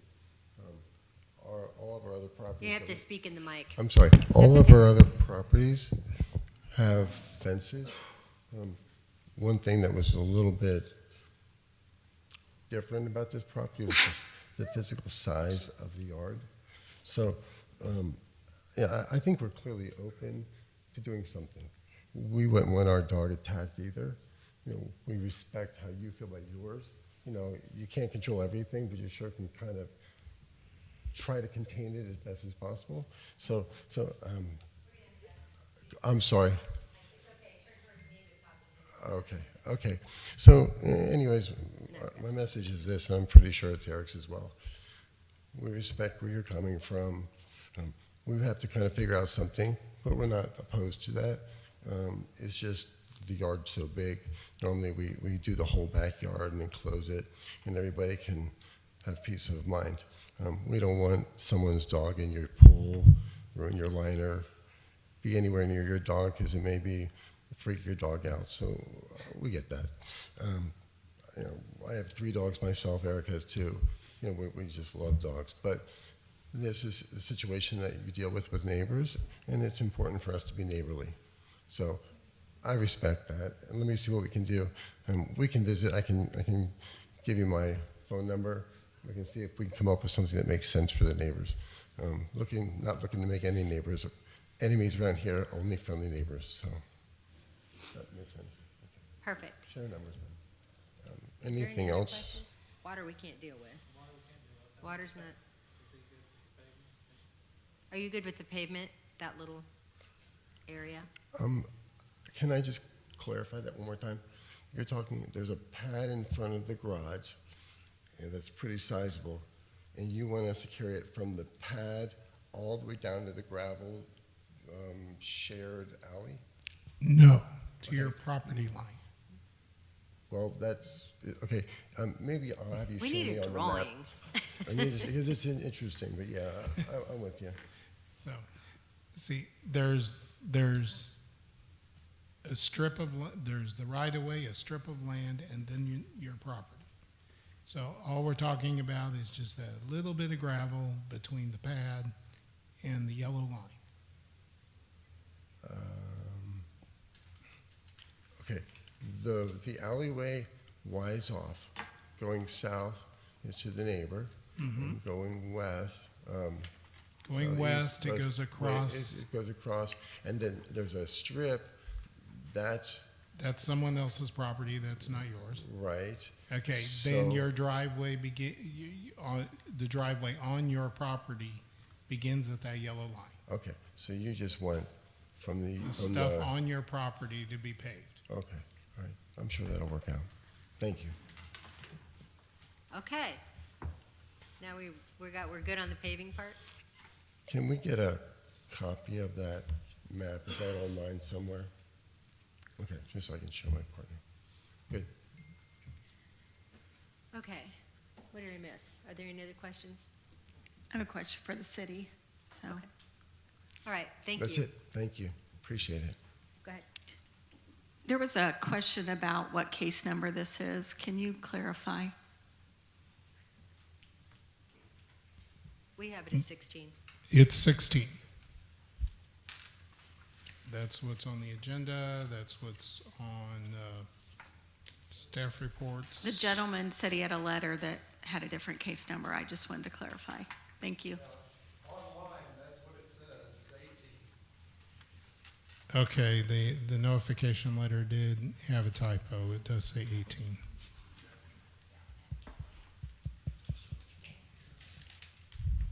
We apologize. Well, that's just a clerical issue. Well, thank you for understanding. Okay. Any more questions of, Did we not get notification to 2820, or is that? We did not. It's not on the map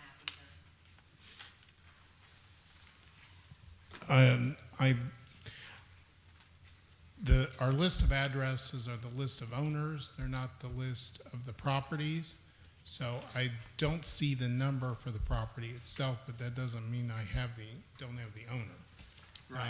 I mean, it could be a But PO box. I'd have to look up what that, because I got some there, PO boxes and other addresses. So okay. But you did get that the owners are Hollies? I know it's Amy Hall. it's the home. They said they've owned it for a year. Property. Yeah. I have a question. Go ahead. Brian, I have a question. What is the difference between the original staff report and the revised? Only about the bedroom? Only about the bedroom, yes. Okay. I know that the building code says that the egress has to be a certain dimensions. Mm-hmm. But I don't see on the recommendations for the gentleman to have to change that to be able to utilize that as a bedroom. So do we need to put something in the recommendations so that he will, if he wants to use it as a bedroom, he's going to have to change the egress? That would be okay if you'd want to do that.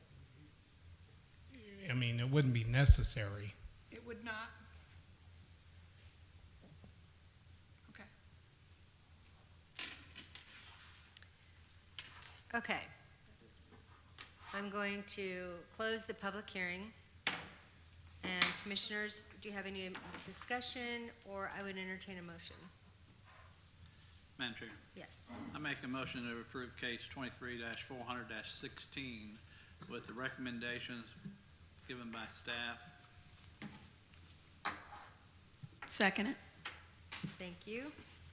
And we're ready for a vote. Commissioner Ferguson, Yes. Commissioner Nesbitt, Yes. Commissioner H. Wiley, Yes. Commissioner L. Wiley, Yes. and Chairman McLean. Yes. Case number 23-400-16 has been approved. Thank you. And thank you, everyone, for your comments. I think it's important Yeah. to think all the way around an issue. Okay. Case number 23-400-17. What time are we at? Okay. We can take a break after this one if we want to. Case number, 23-400-17, short-term rental at 3005 North Union Street. Staff, will you give a report, please? Yes, this is case 23-417, a short-term rental at 3005 North Union Street. The applicant is Alyssa Moriarty, and the action is a short-term rental at 3005 North Union Street. So I included this locator map. As you can see on the eastern part of the map is Liberty Street, and this property is, if you go down Colonel and on Union, so it's nearish the corner of Union and Colonel Drive, right on the edge of our city boundary with Sugar Creek. Here's the notification map area, or notification area map, rather. These are the properties that received the notices about the application. Here's an aerial photograph of the property. This is the property with the red vehicle in the driveway. This map shows the nearest short-term rental. The blue area around the red property is the 500-foot buffer required for short-term rentals. As you can see, the nearest short-term rental is quite a ways south of there and nowhere near 500 feet from this property.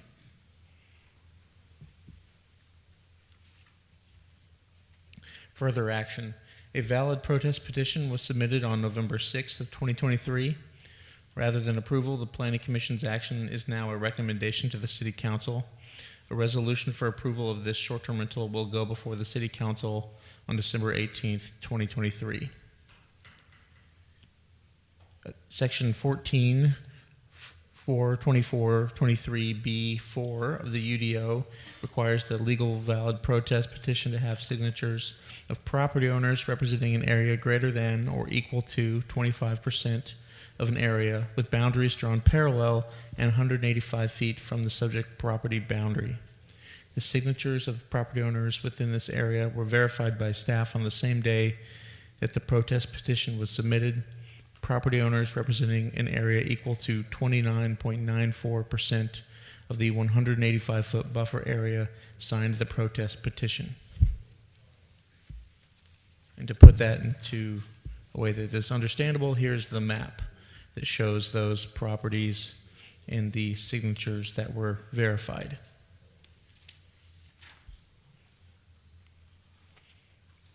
All right, for the background, the proposal, the applicant seeks approval by the Planning Commission to legally use this property as a short-term rental. The property history. The house located at 3005 North Union Street was built in 1955 in the Kentucky Hills subdivision.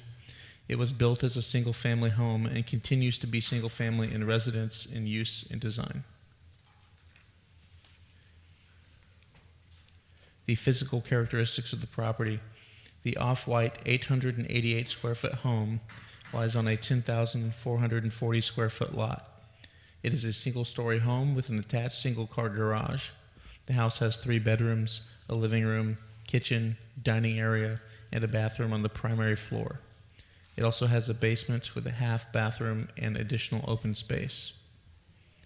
The characteristics of the surrounding area. The surrounding single-family neighborhood features homes of similar design and size. Parking. The property has a wide driveway that leads to an attached garage that can accommodate a single vehicle. Three cars could be parked on site, including one in the garage. Given the large amount of paved driveway space, this should not be an issue. For unruly guests and security, the applicants do not currently have a noise monitoring system installed in the home, but have indicated that preventing noise complaints and security issues is a priority. The property manager lives nearby and will be able to address any such issues if they arise. The property manager's contact information will be distributed to the neighbors so they can reach out directly. The applicant will need to install a noise monitoring system before a business license can be issued. For the short-term rental requirements, noise monitoring, as I just mentioned, they do not currently have a noise monitoring system, but that will be required. Trash removal. Trash pickup is scheduled for weekly trash pickup. The applicants have not provided the day of trash pickup or the trash company. The property manager will arrange for cans to be put on the curb on the appropriate dates and brought back to the house on the following day. The property listing. The property will be listed on Airbnb, Vrbo, Booking.com, Expedia, and Evolve.com.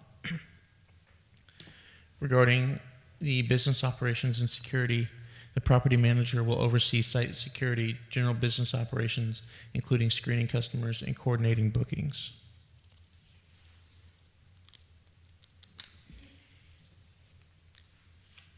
Regarding the city's short-term rental checklist, the form was completed by the applicant covering licensing, future inspections, insurance, on-site information posting, and so forth. Fire safety. A fire evacuation plan has been submitted along with floor plans of the house. The fire escape plan must also be posted per code. Now, my presentation says that it has passed the fire inspection. That's not correct. It's a fire inspection has been scheduled but has not actually taken place yet. I suppose the applicant can maybe speak to that, but I haven't received anything from the inspector confirming that. But it may have already occurred, but I haven't received anything back from the fire inspector. And there are no other short-term rentals in this area. Therefore, this application follows the density limitations of the city code. All right, so this is looking directly at the property facing east. This is looking southeast, looking at the adjacent property. This is looking south on Union.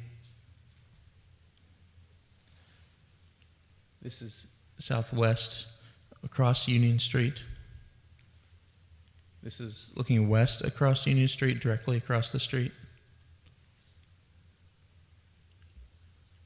This is looking northwest across Union Street.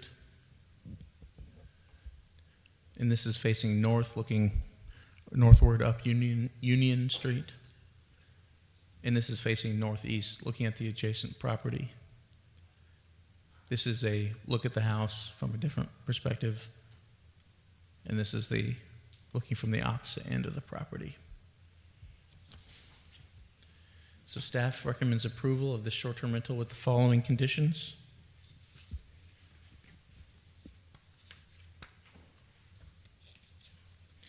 Number 1, the short-term rental shall obtain a business license in accordance with the city code and comply with Article 3, Chapter 5 of the city code. The occupation license number shall be listed on all advertisements and online platforms. Number 2, the business must comply with all safety and other standards established by Section 14420 of the City Code. 3, the maximum occupancy of the premises shall be limited to 6 adults and no more than 10 persons in total. Number 4, the maximum number of bedrooms shall be 3. And number 5, the noise monitoring system shall be installed and activated. The Good Neighbor Guidelines, evacuation plan, and other notices must be properly posted prior to the approval of the business license. And that concludes the presentation. Thank you. Commissioners, any questions before we bring the applicant forward? Okay, will the applicant come forward, please? And state your name and your address.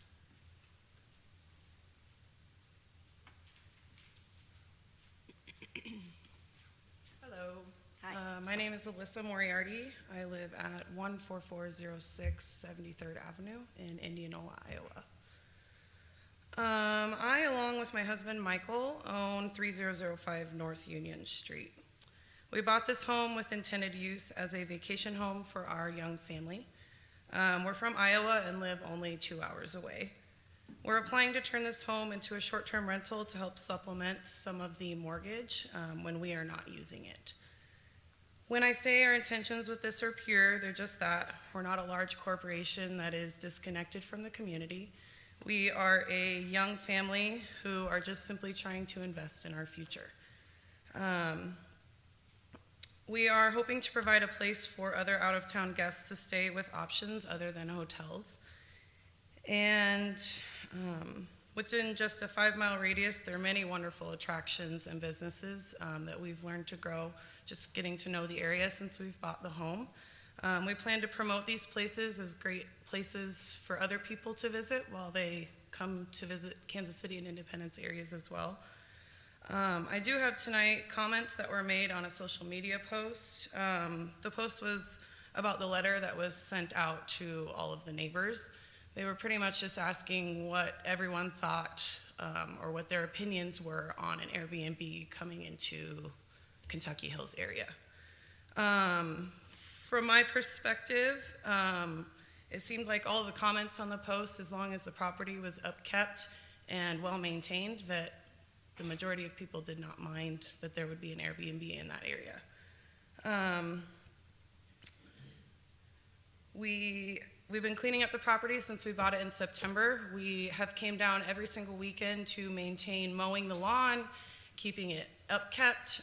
We have plans of continuing to improve inside and outside, which is something we cannot do if it is a long-term rental. We also have our property manager, David. He's here with us tonight as well. He's very close and local to the area. He as well has an Airbnb himself, which I think he will kind of talk about a little bit on.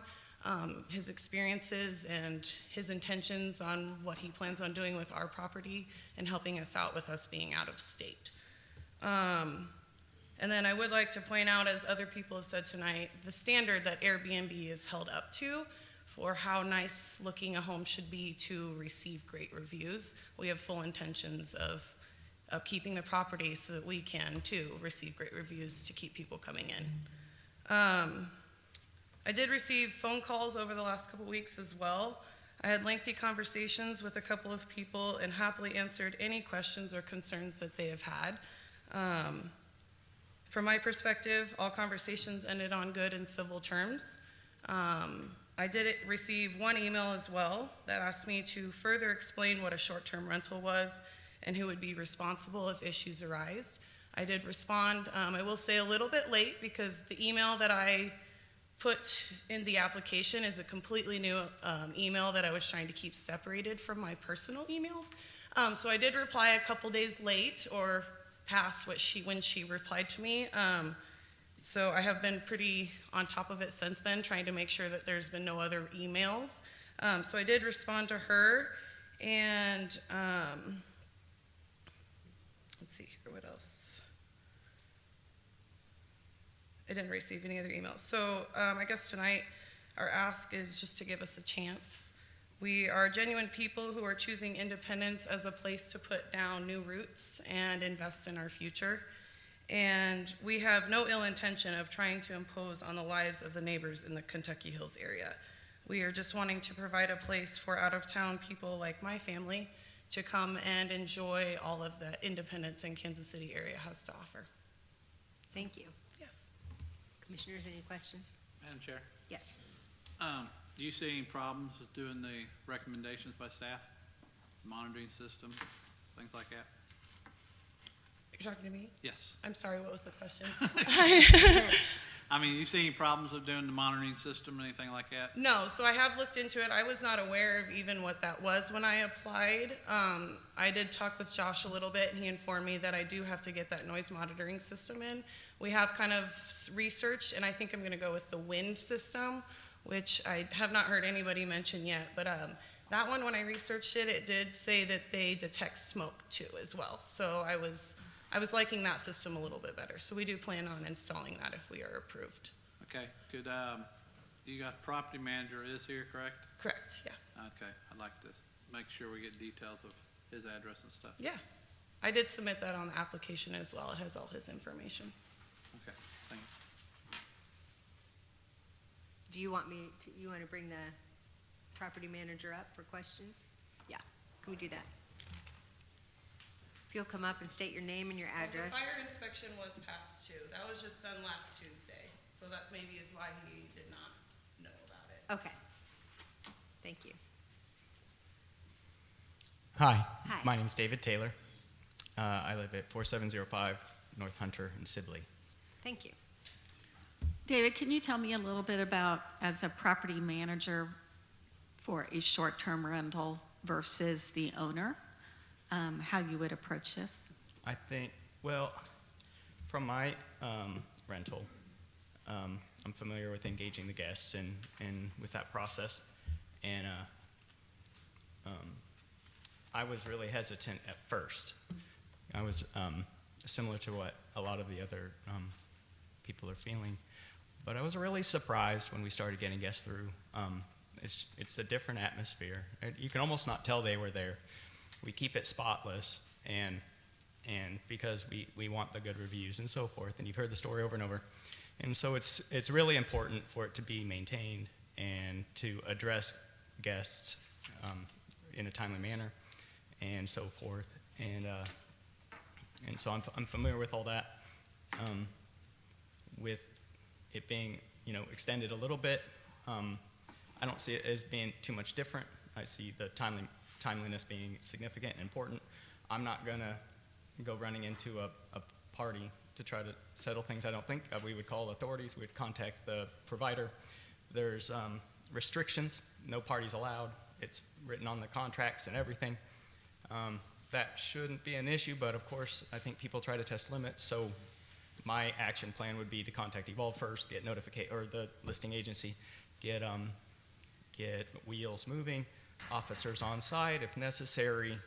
Peace is important. It's important for everyone. And so the space can't do well with rowdy guests, which we see with long-term rentals. But yet, with a long-term rental, I don't know if you have that much control. With the short-term rental, I think there's so many requirements in place by now that I don't think there's as many incidences. But do you have did I answer your question enough? I think so. Do you have any? I talk too much. You're fine. My question's going to be then, your cleaning facilities, you're going to have people, what is your shortest term rental, I guess what I'm going to say? You're going to do a 1 day, a 2 day, or 3 day? I think they have a limit of 2 day. Right. I just I'm wanna not make sure sure what that. they're going to put into place. We haven't quite talked about that just yet, just because we were waiting to get approved, but I'm thinking at least a minimum 2 days stay. We do 2 days. We're not interested in parties. And we had an increased gathering, and I was immediately in contact with the service provider, and they contacted the guests, and they promised it was okay. But I was watching, like on the cameras. I have security cameras on the exterior of the building, and I saw too many cars, and I wasn't happy. But I just maintained the communication with them, and if it accelerated at all, the authorities would have been the next call, because the agreement is only for ours it's up to 12. Anything more than that's unacceptable. Okay. And so for yours, it's 6, 8. Anything more than that would be considered unacceptable. Yeah, we've got a max. Right. Thank you. Thank you. Yes, ma'am. Okay, is there anyone here who would like to speak for this case? Is there anyone here who would like to speak against this case? Okay, if you guys will, I should have said this in the beginning with the last one, but if you, rather than saying the same thing 3 times, if you'll state one thing and that you agree with the other person and then state something new, that will help expedite it, so we're not here until midnight. That would be great. Come on up.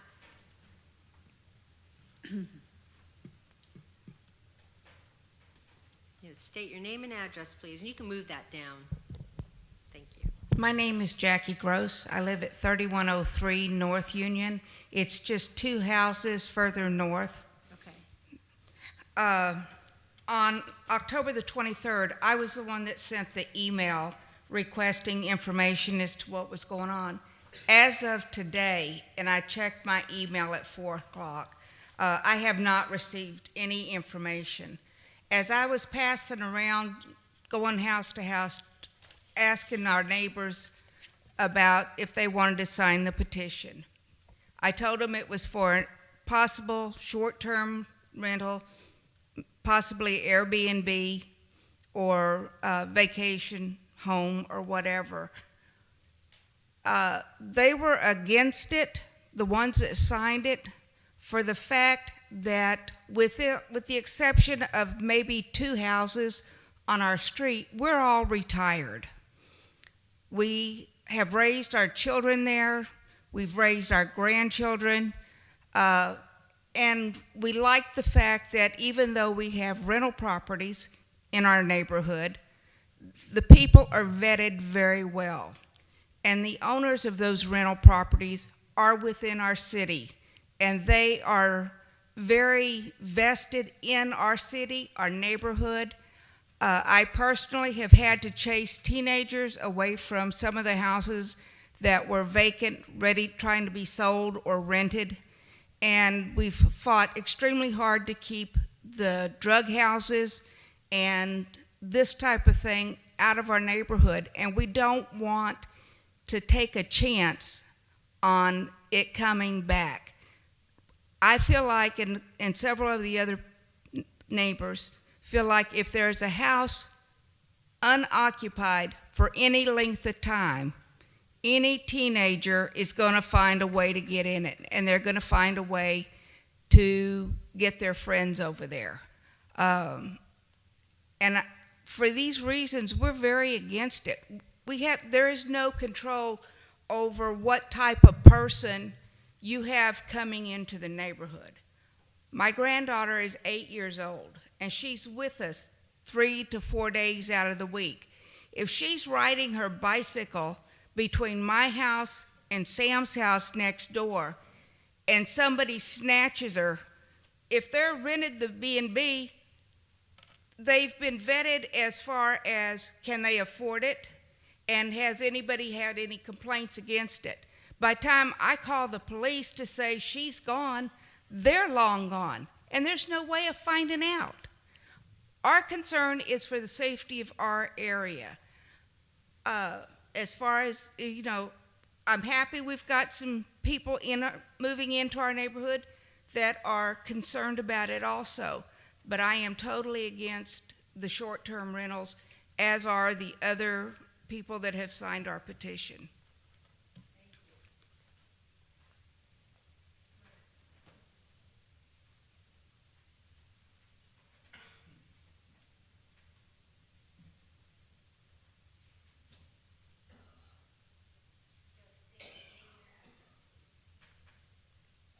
Sorry, if you'll state your name and your address, please. Okay. I'm going to get in so much trouble. Jana Evans, 3403 North Delaware, Independence, Missouri, 64050, Kentucky Hills. Madam Chairman and Commissioners, thank you for the opportunity to speak this evening in opposition to the short-term rental at 3005 North Union. I am the president of Kentucky Hills HOA. Each of you have a copy of a change.org petition from concerned citizens and independents. What I found noteworthy is the final paragraph on page 1. This pact supports recommendations for expanding existing housing grant programs to current homeowners. Independents should offer expanded first-time home buyers program funding to assist renters in the transition to home ownership. Kentucky Hills is what realtors would call a starter neighborhood. What we need is more families buying their own homes. What we have is a very high percentage of rentals, most of which are not loved and cared for. I was here 1 month ago about an inappropriate rezoning request in our neighborhood. Here I am again fighting for the quiet enjoyment of our homes. The United States Census states that the current population of Independence is just over 122,000, with slightly more than 55,000 single-family homes. 59% are privately owned, 41% are rentals. Per various internet rental sites, like Airbnb, etc., there are currently listed between 75 and nearing 200 available. But how many actually are there in reality? And how many is enough?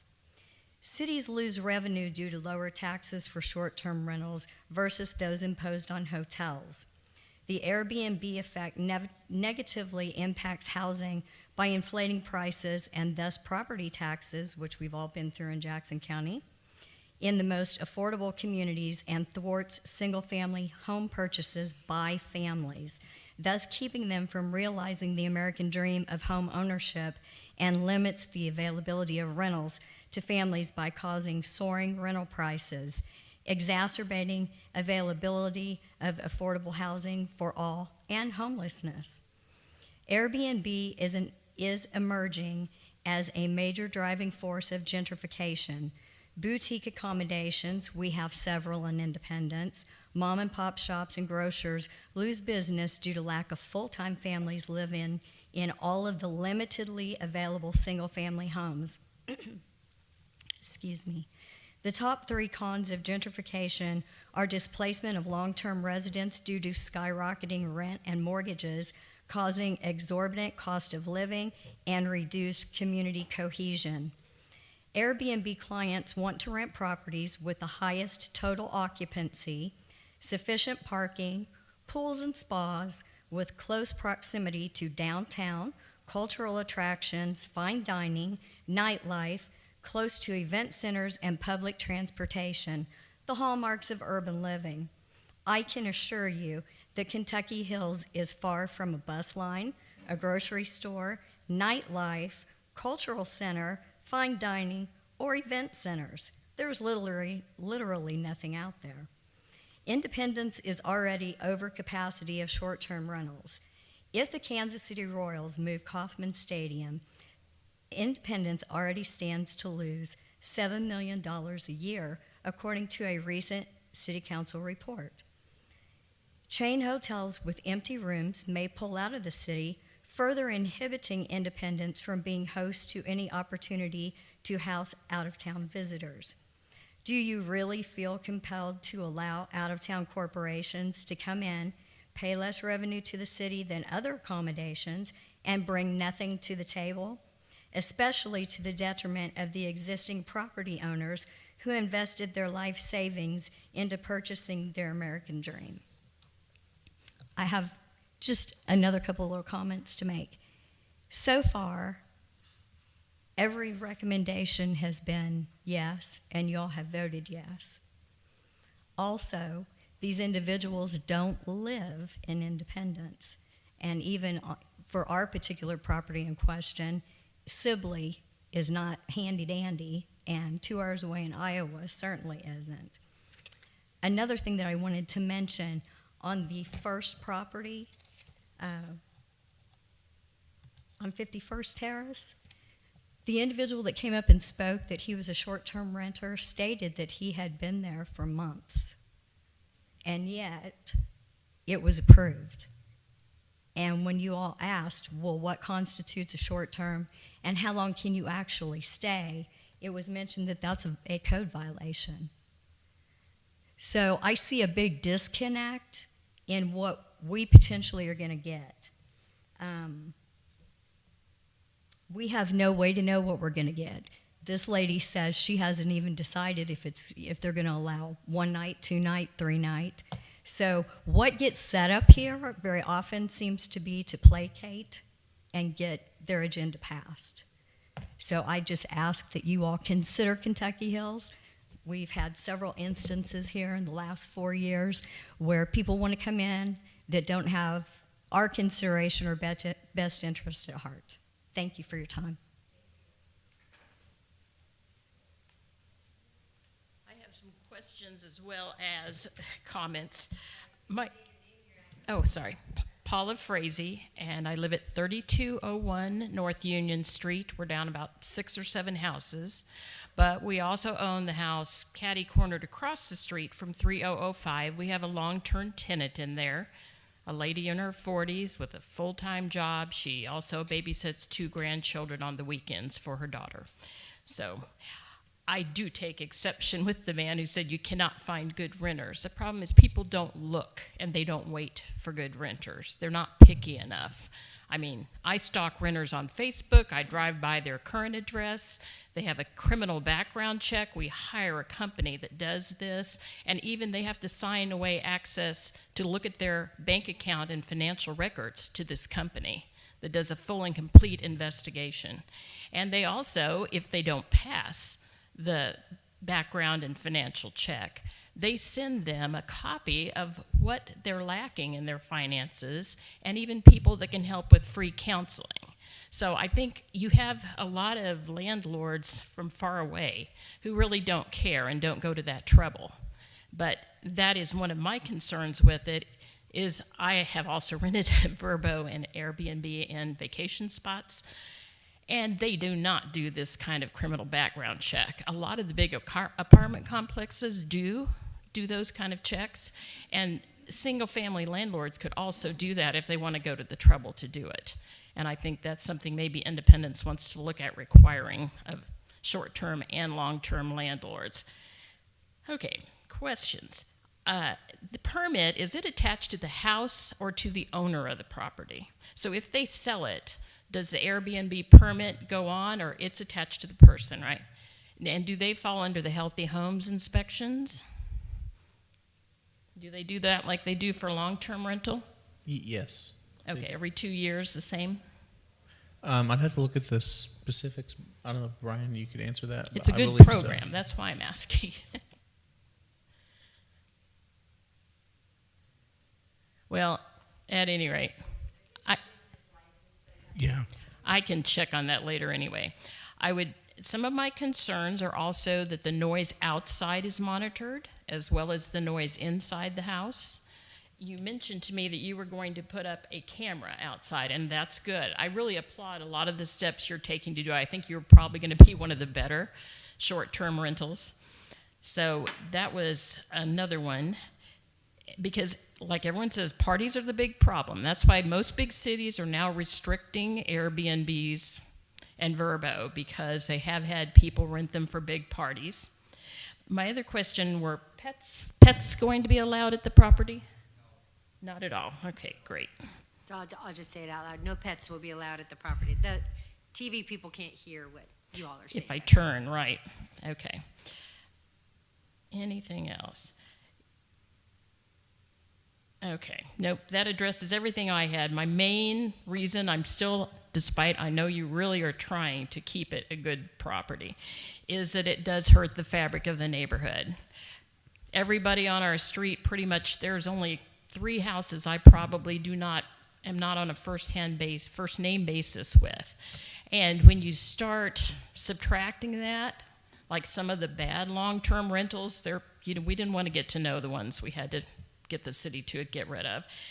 And so that is my big concern, is that I tell my renters, I said, if you like to have loud parties, if you don't want to get to know your neighbors, this is probably not the neighborhood for you, because everybody here wants to know each other and they like each other. And, we want you to fit into the neighborhood too. And most of my renters have been really happy with it. So I'm just concerned with keeping it that way. And I appreciate your time. Thank you very much. All right, is there anyone else here who would like to speak against this case? All right, will the applicant come back, please? Do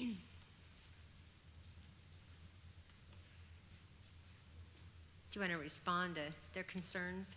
I'm not quite sure why Jackie did not receive my email. I have it here as proof if you guys are wanting it. It says that I sent it on October 26th at 11:41 a.m. So I'm not sure where the disconnect is there that she did not receive it back.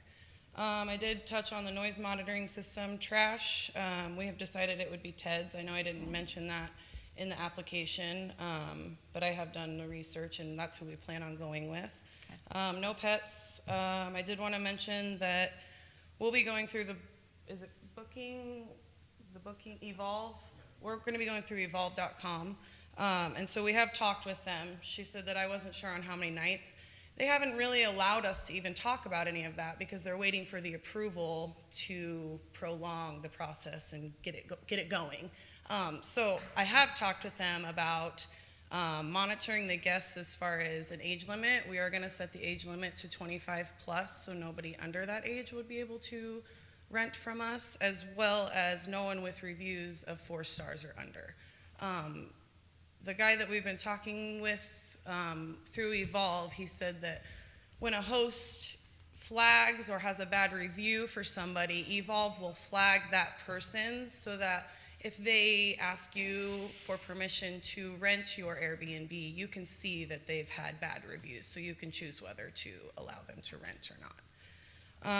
We do have security cameras installed on the outside of the home, so as far as parties go, I can hear communication. There's a voice capability on there. So I actually, from my phone, if I wanted to, could get right on the camera and say, hello, you guys are being really loud out there. Like, I have that capability of being able to talk with them as well as the manager too.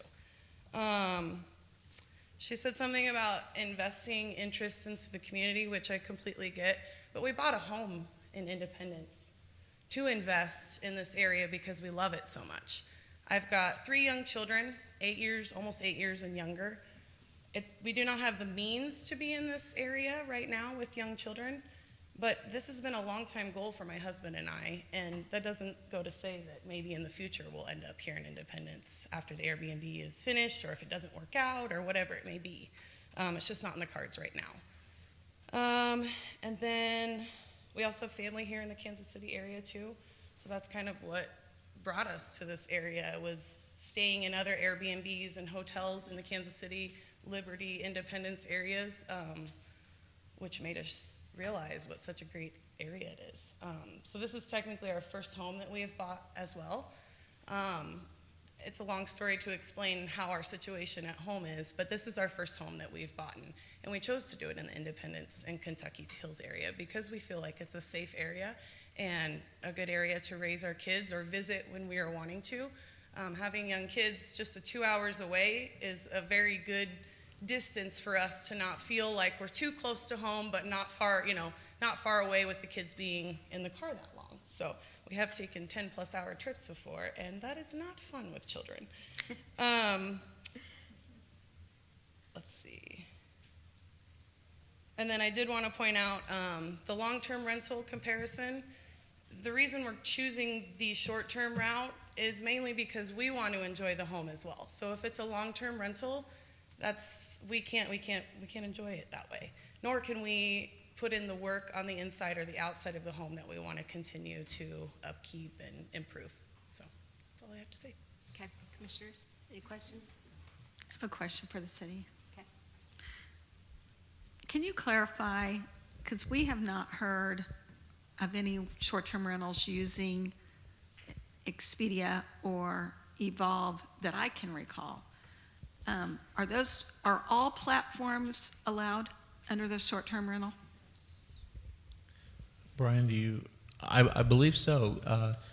All the platforms are allowed as long as it follows the guidelines in our city code and the requirements laid out in city code. And have we had someone look at those other platforms and make sure that they do comply? That's something with our short-term rental. What is the?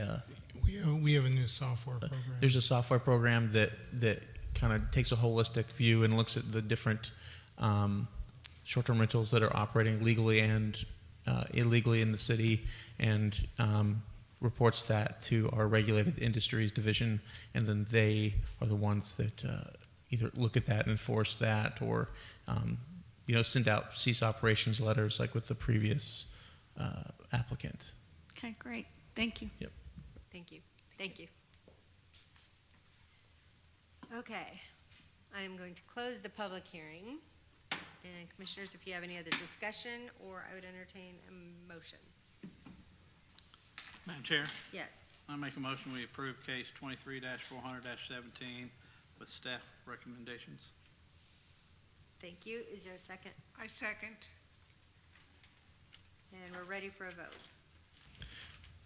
Commissioner Ferguson, Yes. Commissioner Nesbitt, No. Commissioner H. Wiley, Yes. Commissioner Ella Wiley, Yes. Chairman McLean. Yes. Case number 23-400-17, short-term rental, has been approved. But now, yes, it goes to the council.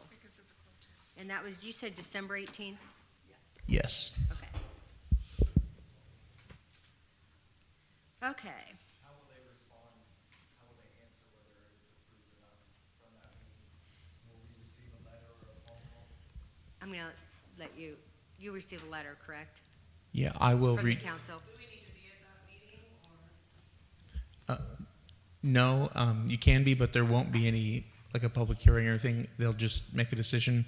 I will follow up after this meeting with kind of the next steps and what that looks like from here.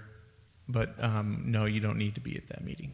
So the If question was that the applicant was wondering if she needed to be here at the meeting and how they would be notified. And so I Joshua will responded. Yeah, I will notify them both about the decision tonight and when the council makes their decision as well. Okay. I would like to point out, City Council does have open, where you can get up and talk about the subject that you want to talk about at the beginning of every meeting. So if you want to say anything, it's not a public hearing, it's just comments, that I would encourage you and anyone else who wants to speak about anything to always come to the city council meetings when it's important to you. Yeah, but one question, be sure to sign up. You gotta sign up before you can speak, so you gotta speak. With the city clerk. Yeah. And also, if you don't wanna make the drive down, it is on City 7 YouTube, city council meetings live. But, Madam Chair, there is a question. Quick question. There's a Chiefs game Monday night. That night, 7:15, do they ever cancel or postpone city council meetings? Not that I know of. Okay. For major holidays only. Thank goodness it's not a Tuesday. Okay, good question. Case number 23-400-18, short-term rental for 814 North Osage Street. Okay, this is the vicinity map for the short-term rental on Osage Street, about a block and a half, well, just a little over a block south of 24 Highway on North Osage. They're at the southwest corner of West Mill Street and North Osage. So here is the notification map. You can see the subject property, long bungalow lot there at the corner of, and then the surrounding properties within 185 feet that receive notification. So here's that house again. It's a little hard to see, but the garage area and the pull-off area is off of the mill there, a little bit behind the house. So we'll look at that a little close up in some photographs a little bit later. So,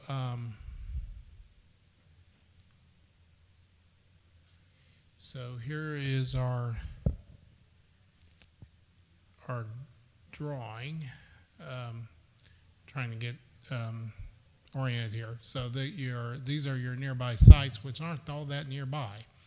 The ones indicated here are in Truman Road and way over here toward River. So there's nothing in the immediate vicinity even to indicate on this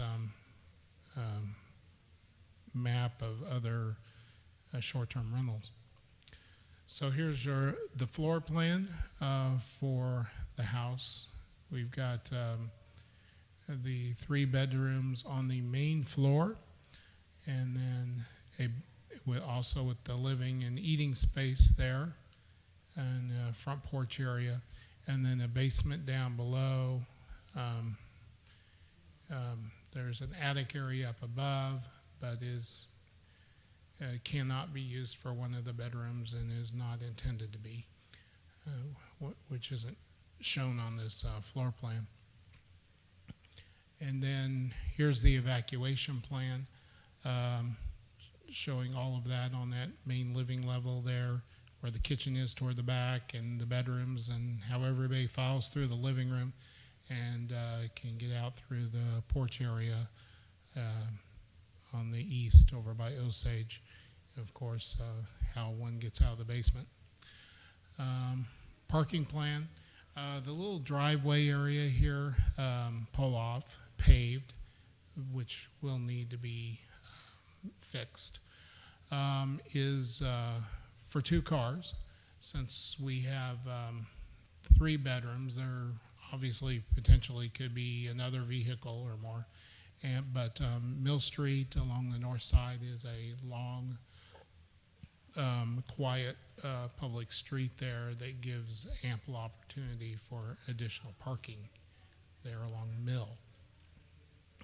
Legally, you could also park on Osage, which is a little busier.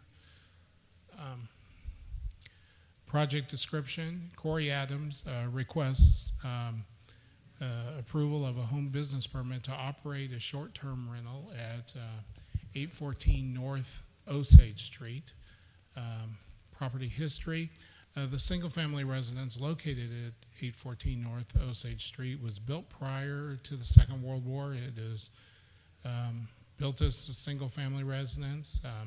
Property is currently a long-term rental, but the owners want to transition it to a short-term rental. The physical characteristics of the property in the proposal. So this is an 988 square foot beige story and a half bungalow. Lies on a 8,712 square foot lot, a lot deeper than it is wide. The house has a living room, kitchen, bathroom, 3 bedrooms, and that front porch on the main floor. The top floor attic area would not be used by guests. The basement is unfinished. And then there's the 2-car pull-off, again, accessed from Mill Street. The applicant would like to use this property for this short-term rental by listing it on Airbnb. Characteristics of the area: the surrounding single-family neighborhood features houses that were built around the same time as the applicant's property. The property fronts both Osage Street and West Mill Street. Parking, they have that short 2-car driveway, which 2 cars can park in. Like I said, Osage is a little busy, but there's a lot of potential for street parking there along Mill. Brian, I'm sorry to interrupt. Could somebody run out there and ask them to chill? Just lower the decibel a bit. I'm sorry. Thank you. As far as unruly guests and security, if the noise levels exceed 79 dB for more than 5 minutes, Minute device will notify the applicant, and they will contact the guests and give them opportunity to rectify the noise issue. If they do not, the applicant will contact the police to handle the situation.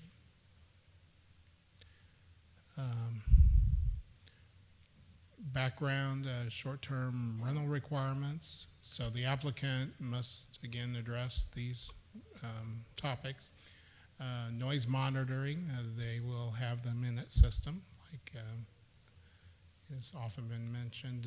This is their trash removal, trash pickup schedule will be weekly with TEDS. Property listing will only be on the Airbnb platform. Business operations and security. If the noise levels exceed 79 decibels for more than 5 minutes, Minute device will notify the applicant. They will contact the guests and give them the opportunity to rectify the noise issue. And if they do not, the applicant will contact the police to handle the situation. City short-term rental checklist. This form was completed by the applicant, covering licensing, future inspections, insurance, on-site information posting, and so forth. Excuse me. Fire safety. We just looked at the evacuation plan that's been submitted, and this escape plan must be posted per code requirement. City inspection, the property has passed the initial short-term rental fire and safety inspection. And as we saw on the map, there are no other short-term rentals anywhere near this one. So this is standing in Osage, looking directly west at the front of this little house.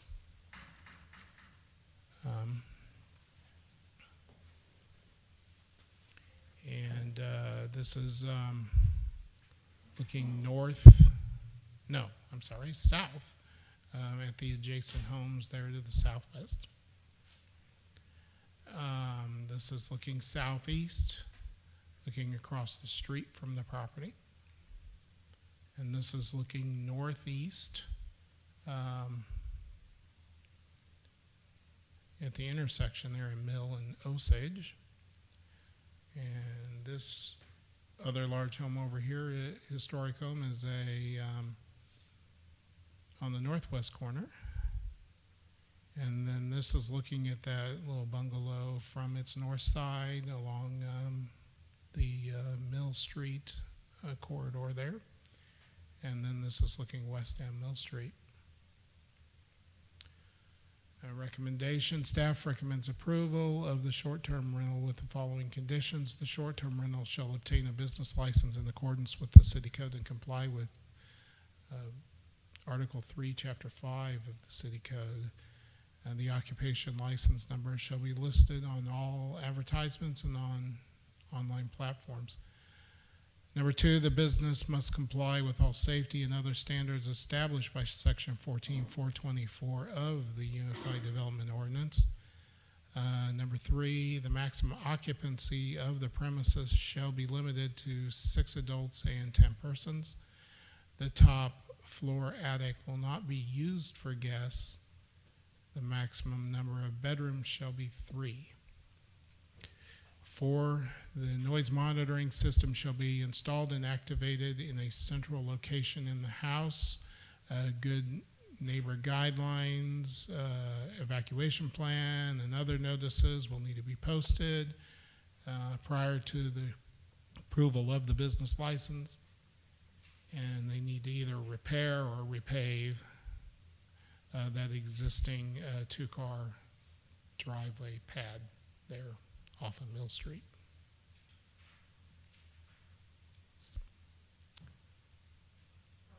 Yep. I was writing a question. Brian? I have a concern on the packet. Okay. The notification area list is a duplicate for the notification list from another case. So before this moved forward, we would need to make sure that those notifications really did go out to the proper addresses.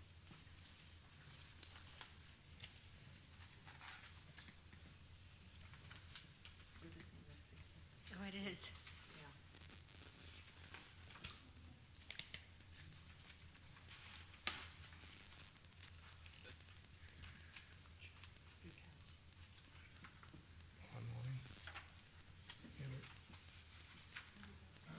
We've got, I mean, this hard copy list is.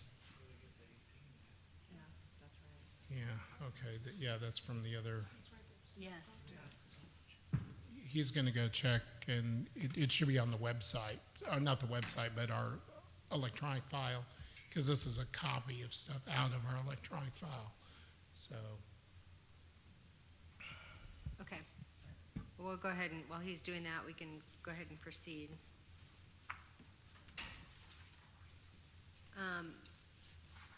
Will the applicant go ahead and come forward?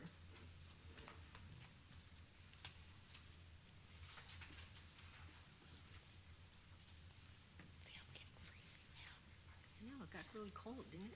If you'll state your name and address, please. Hi, Corey Abrams, 1035 West Waldo Avenue, Independence, Missouri. Thank you. And I'm Aubrey Kent, I'm his wife. Okay, same address, I'm assuming. Yes. Thank you. Tell us anything you'd like us to know. So we purchased the house at the end of 2019. It had been, as mentioned previously, a long-term rental up until this point. And we are wanting to transition to short-term rental. We have established trash service with Ted's Trash, and trash will be picked up every Wednesday. We passed the rental-ready inspection on October 13th and the fire inspection on October 31st. We are planning at the moment to advertise on Airbnb. There is some clarification I'd like to get. When we filled out the application, we weren't sure if we were going to expand to other sites. We were told that that was possible, and I just want to make sure we are able to do that in the future. Okay.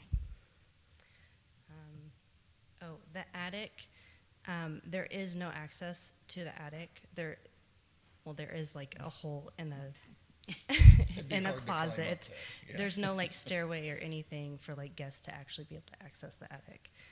So that's not a possibility or concern. Thank you. Anything else you want to say? We initially bought this property for my mother. Sorry. We initially bought this property for my mother, and we had her living there for a little while until she was unable to climb the stairs. So we ended up purchasing another home for her off of Dickinson Road, and that opened this house back up to rental. And after having a few problems with some long-term rentals, we just feel like this is a better avenue for us and our business for our future. So, yeah. Thank you. Madam Chair, what was your address where you guys live? 1035 West Waldo Avenue. Okay, so you guys are close then? Yes, Okay. yes. 2 minutes You guys away. will be managing it yourselves? Yes. Any thoughts of putting security cameras so you can monitor We it? do have security cameras up now, and we are able as well to speak to the clients through those cameras. Okay, thank you. Any other questions? Nope, we're good. Thank you. Is there anyone here who would like to speak for this case?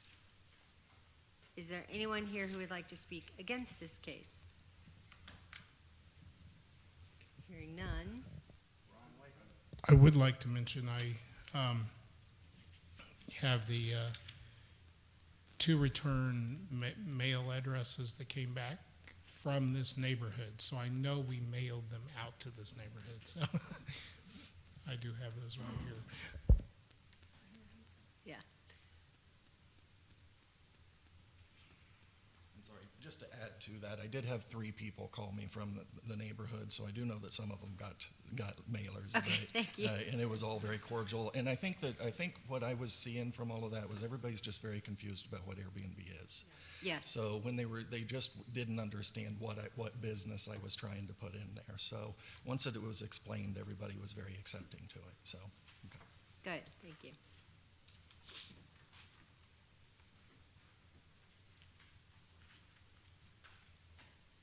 So are we still waiting? No, we don't need to. I don't think we need to wait, right? Okay. I'm going to close the public hearing. Do you have questions of Brian? Nope. No. I'd entertain a motion. Madam Chair, Yes. I make a motion we approve case 23-400-18, short-term rental with staff recommendations. I second. Thank you. And we're ready for a vote. Okay. Commissioner Ferguson. Yes. Commissioner Nesbitt. Yes. Commissioner H. Wiley. Yes. Commissioner L. Wiley. Yes. And Chairman McLean. Yes.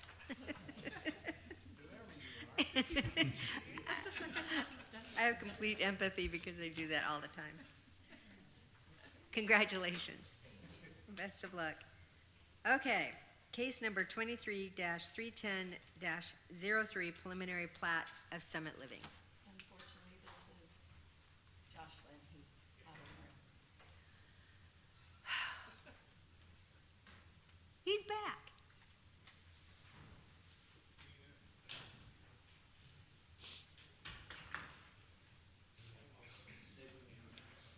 Thank you.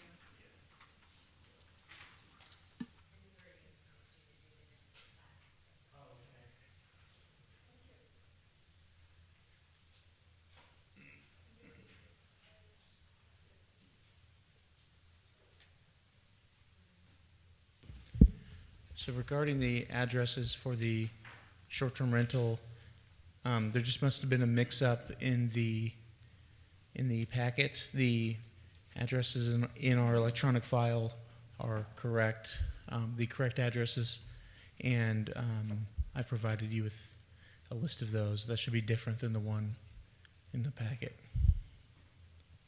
It is, thank you. Okay. Okay, so we're going to do a report now on case number 23-310-03, preliminary plat of Summit Living.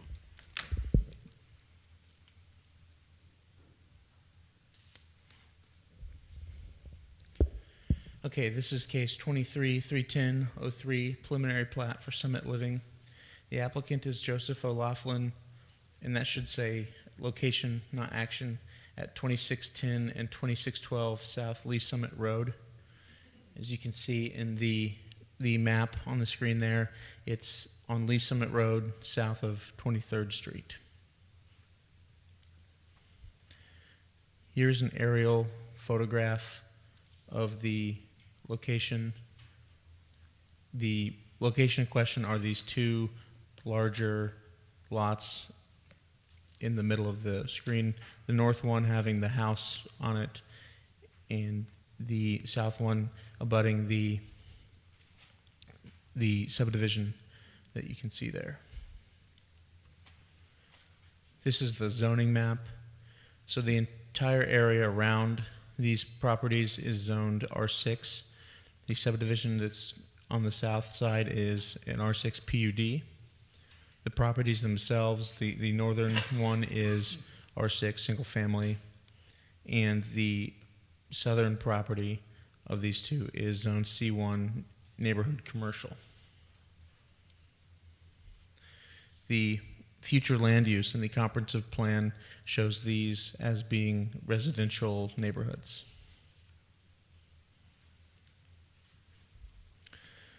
And this is the kind of zoomed in area of the preliminary plat showing the properties. You can see there are 5 lots in 4 phases and a proposed street, a public street, along the middle of the property, the 2 properties. The project description. The proposed plat, Summit Living, is a 4-phase project that will consist of 5 lots and 2 common tracts. Additionally, the plat proposes a public street to connect Lee Summit Road to Woodbury Street, which terminates in a dead end along the northern boundary of the site. Tract A, located adjacent to lots 1 and 2, will contain a regional stormwater detention basin. Tract B is a triangle-shaped piece of land that abuts the school property to the west, the proposed Lot 3 to the south, and the proposed street to the northeast. The 2 existing properties that comprise the area within the plat have a total acreage of 13.45 acres. Phase 1 of the potential development will consist of Lot 1 and Tract A. Phase 2 will be just Lot 2, while Phase 3 will consist of Lot 3 and Tract B. The remaining lots 4 and 5 will be part of Phase 4. The preliminary plat is not reviewed for final engineering design compliance. All development engineering must be designed in accordance with City of Independence standards and specifications prior to approval of the final plat. For the analysis, the public improvements and access. The proposed street will connect Lee Summit Road to Woodbury Street, which currently terminates as a dead end near the northwestern corner of the site. Stream buffer ordinance. No stream buffer areas are located within the boundaries of the plat. Stormwater. The applicant has provided the stormwater drainage plan. On-site detention will be located on Tract A and along the northern portion of the site in lots 4 and 5. Property addresses. Property addresses will be finalized on the final plat. Utilities. All utilities are available adjacent to the property. Sanitary sewer. Sewer mains are available near the property. Historic and archaeological sites. There are no historic or archaeological issues with this property. Regarding the landscaping and buffering, according to Section 14503.13 of the UDO, all subdivided land included in all residential districts that abuts a minor arterial or arterial street, either at right angles or parallel to the collector, minor arterial or arterial, must provide a 15-foot buffer area from the edge of the right-of-way line towards the interior of the property to be screened by either a 6-foot fence or wall with a low-impact landscape screen located between the wall/fence and the street right-of-way line, or a berm at least 3 feet in height with a medium-impact landscape screen planted on the street side of the berm if no fence or wall is required. Further, given that lots 1, 2, and 3 are zoned for commercial uses, additional screening will be required along the adjacent properties zoned for residential use. Section 14-50307 requires a completely opaque 6-foot tall fence and additional landscaping just to screen commercial uses from residential areas.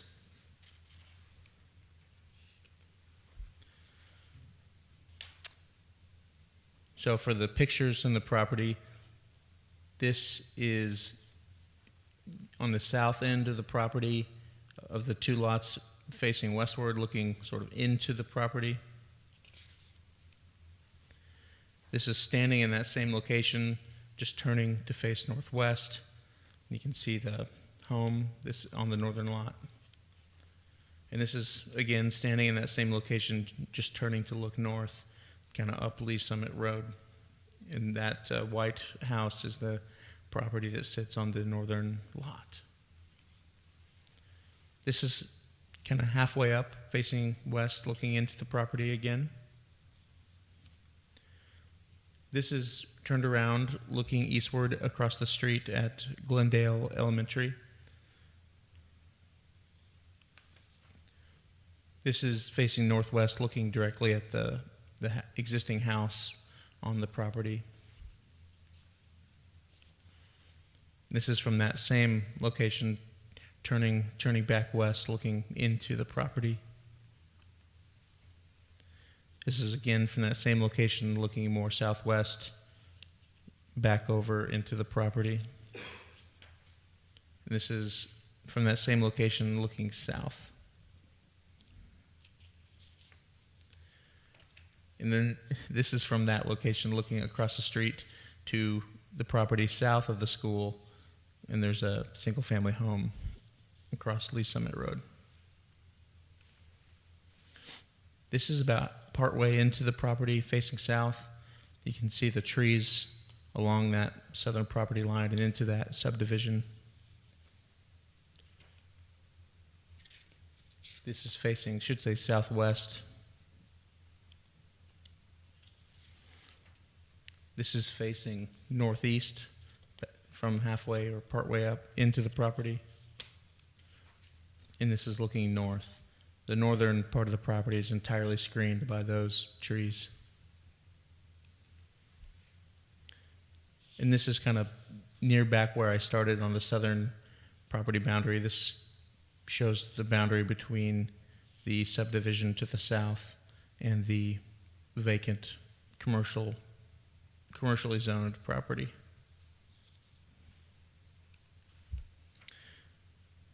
So this is on Woodbury, on the northern end, looking towards the property.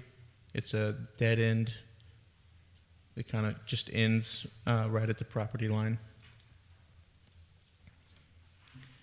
And this is on the western property line in the stand of trees, looking westward to the other elementary school that is nearby.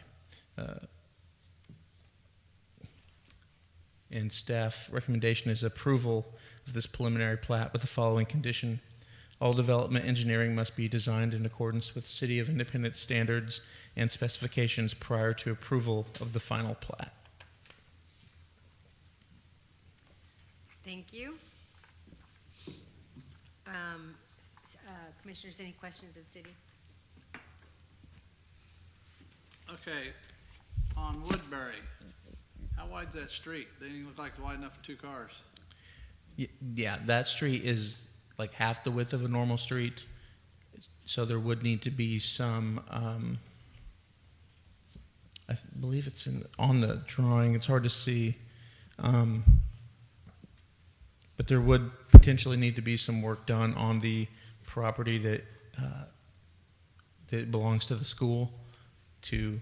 So the school owns the property that the street would have to be widened on? Yes. Okay, so the city would have to pay to have that done? I'm not. Yeah, that would be the developer would be expected to do that. So the developer would have to do that? Yeah. Okay, but that's not on this plan here, correct?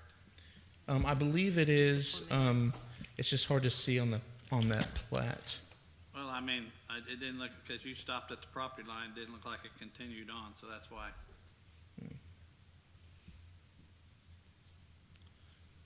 Yeah, let me go back. Well, maybe they could answer the question. The applicant certainly, I think, could speak to that some more as well.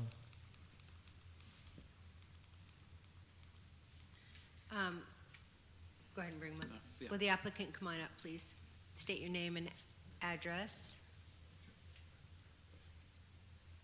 Hi, I'm Joey O'Laughlin. I live at 3601 South Marshall Drive here in Independence. Thank you. All right, tell us about the property. What are your intentions? We just want to plat it so we can use it or sell it. And something that it's been here for a long time, and some people love it, and some people are saying, when's someone going to do something with that? So we just came to get it platted. So in other words, you just plan on putting a road in there and breaking it into residential lots, but you're not rezoning the commercial to residential to put houses on? Is that what you're planning on? Yeah, and we're not here to change the zoning at all, just plat it. You just want to plat with the street on there? Okay.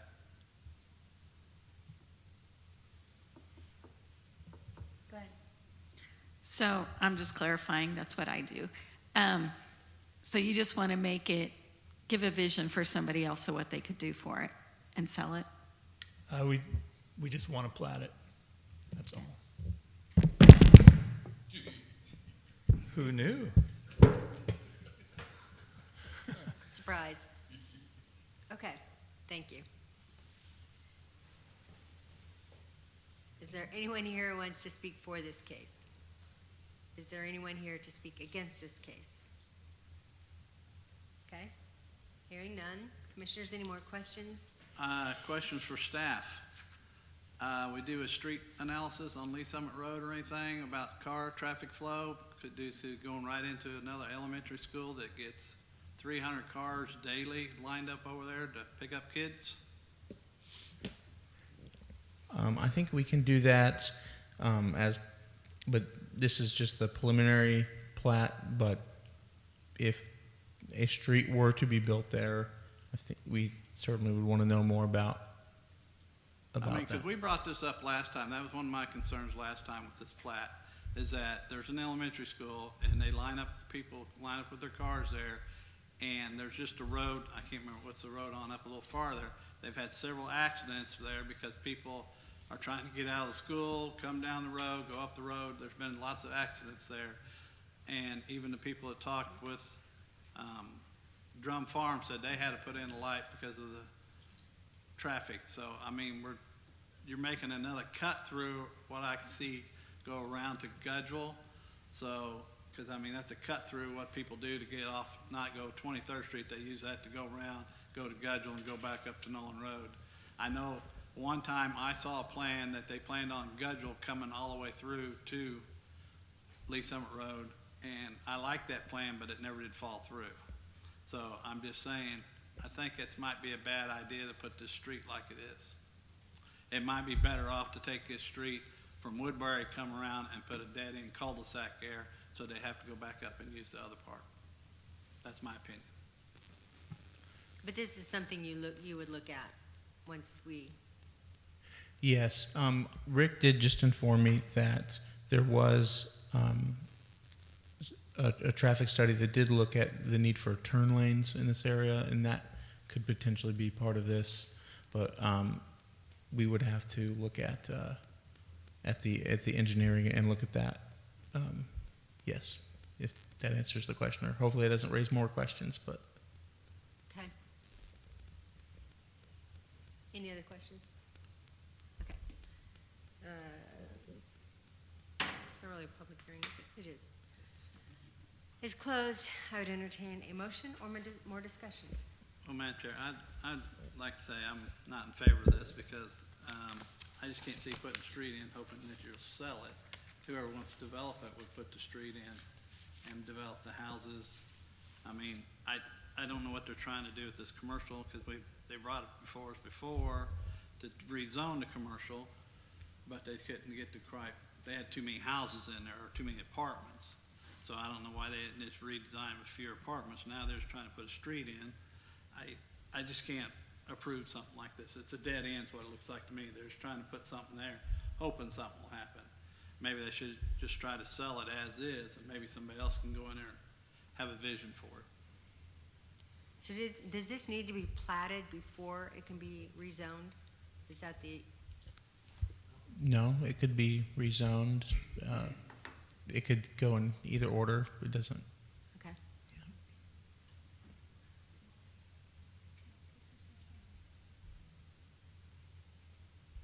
All right, any other questions or concerns?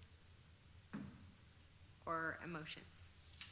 Madam Chair, Yes. I make a motion that we approve case 23-310-03 with staff recommendations.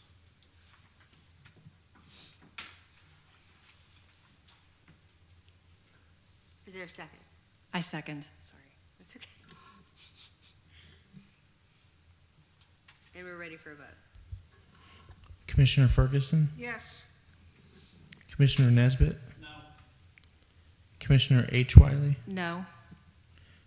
Commissioner L. Wiley, Chairman McLean. Yes. The case number 23-310-03 has been denied, has not been approved, basically. Okay. Next case, 23-320-03, final plat of 16611 through 16659 and 16675 East 23rd Street South. So this is a, a final plat for the Hub Shopping Center, excuse me, which is accompanying a redevelopment project, which is currently going through the permitting process.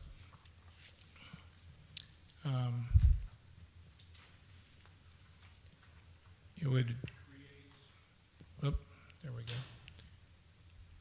We create initially a 5-lot subdivision that could later be split into some additional lots too, for additional outlots in the future on the north. This is the current zoning. This is C2, which is complies with what the current use is of the property, is a shopping center with an anchor grocery store. And you can see it's fairly close to what the comprehensive plan shows. Okay. I debated whether to put this thing upright or whether to turn it sideways. When it was upright, it was really small, so that's why it's sideways on here. But this is the plat, so left is north. There's 23rd Street, and basically what this would do is it would create a lot around the Burger King property, an outlot around the existing auto repair shop, and then create 2 additional outlots to either side of that over there by Hub. So, and here's in the existing conditions, or actually this is not the existing conditions. This is what would be proposed. So you can see the existing auto repair sort of in the middle of those outlots along Hub, and then the 2 new buildings to either side, a lot more islands instead of being just an open paved surface like it is now, and then separating off Burger King, obviously, reorienting that property for another structure that would be elongated more toward 23rd Street.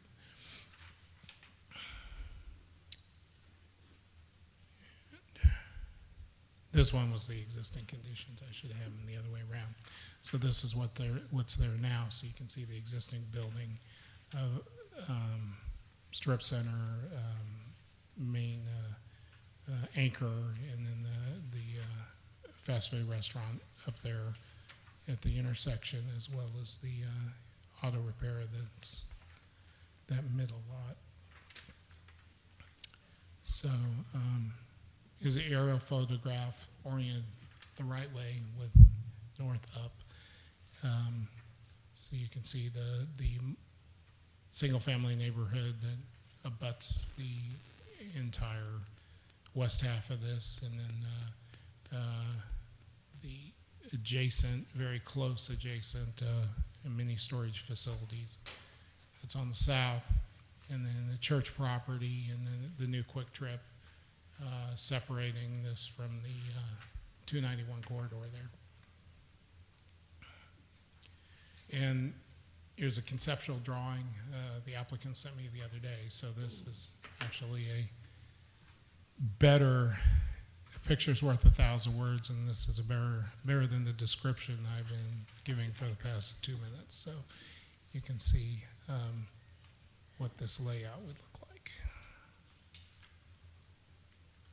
So background information, project description, request by Daniel Sneed for final plat approval of the Hub Shopping Center located at 16611 through 16659, and then the 16675 east, 23rd Street South. The Hub Shopping Center is, like I said, an existing strip center with a box store anchor that hasn't been in existence since the 1970s. Over the years, it has been anchored by Woolco, Walmart, Price Chopper. The automotive repair uses sited east of the strip center, and the adjacent and attached to the north end, the grocery store had been present throughout the center's existence. The proposal, the refurbished Hub Shopping Center will continue to have structures, the big over 150,000 square foot strip center, and then the smaller outbuildings in the area. It is intended to be continued to use as retail space, and the grocery store will remain its anchor. In addition to the side of the existing auto repair shop on the eastern part of the parking lot, as I mentioned, to the north and the south would now be 2 additional outlots that could be developed. The existing automotive facility on the north side of the Price Chopper would be demolished. It's attached there, and would facilitate to where there could be a minor subdivision and a couple more outlots created on that north side, just on the south side of 23rd Street there. Background, the physical characteristics of the property. The layout of the existing Hub Shopping Center will change very little.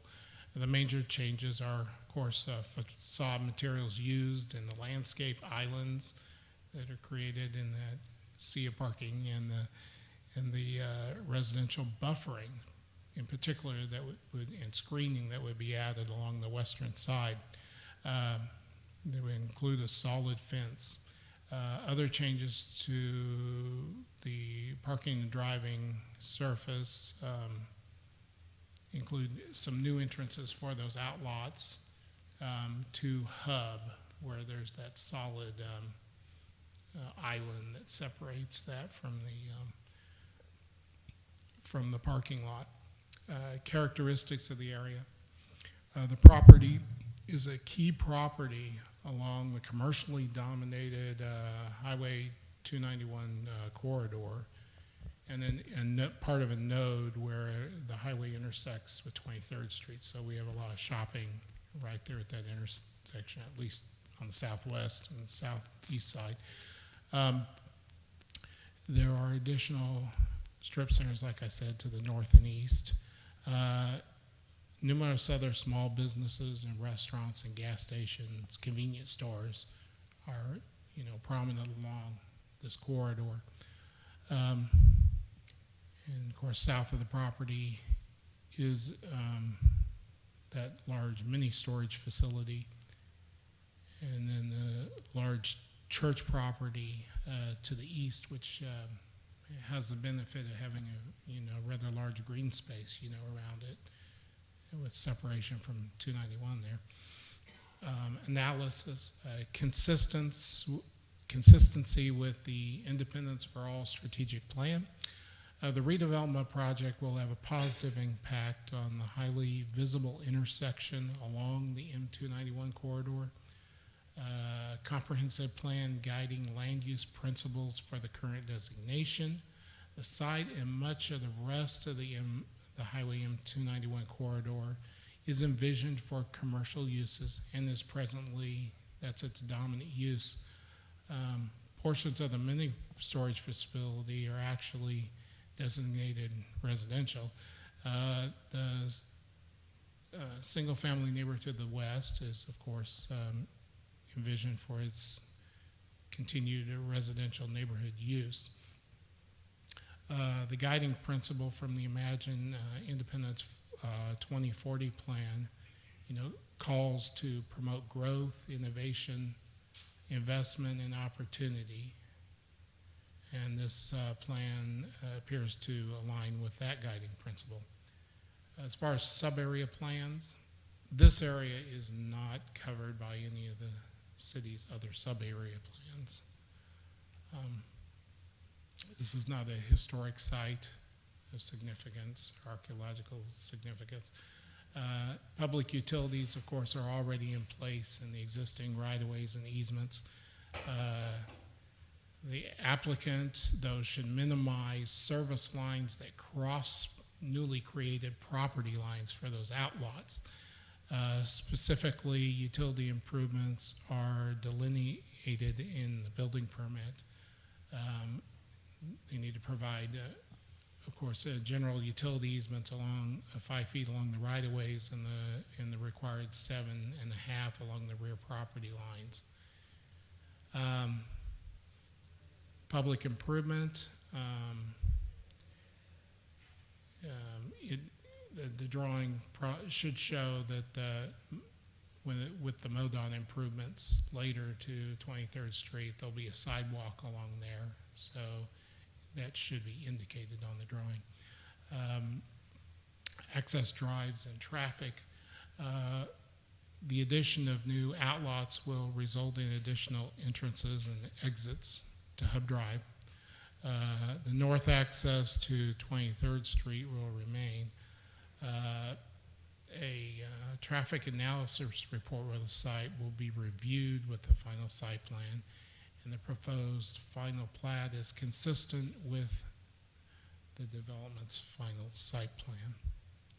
So this is the existing northeastern wall of the shopping center where the Advance Auto Parts would be removed. That's on the north side of the Price Chopper. And this is the rear side of it, of course, where the garage doors are. And this is the alley looking south. So you got the subdivision there. You see there's a lot of landscaping that's already there, but they still need their solid fence. And as you get farther south, the landscaping is a little thinner. This is the pizza place there to the west. And then this is looking west down 23rd Street. And then across at the new Ridgeline facility there. And Sonic and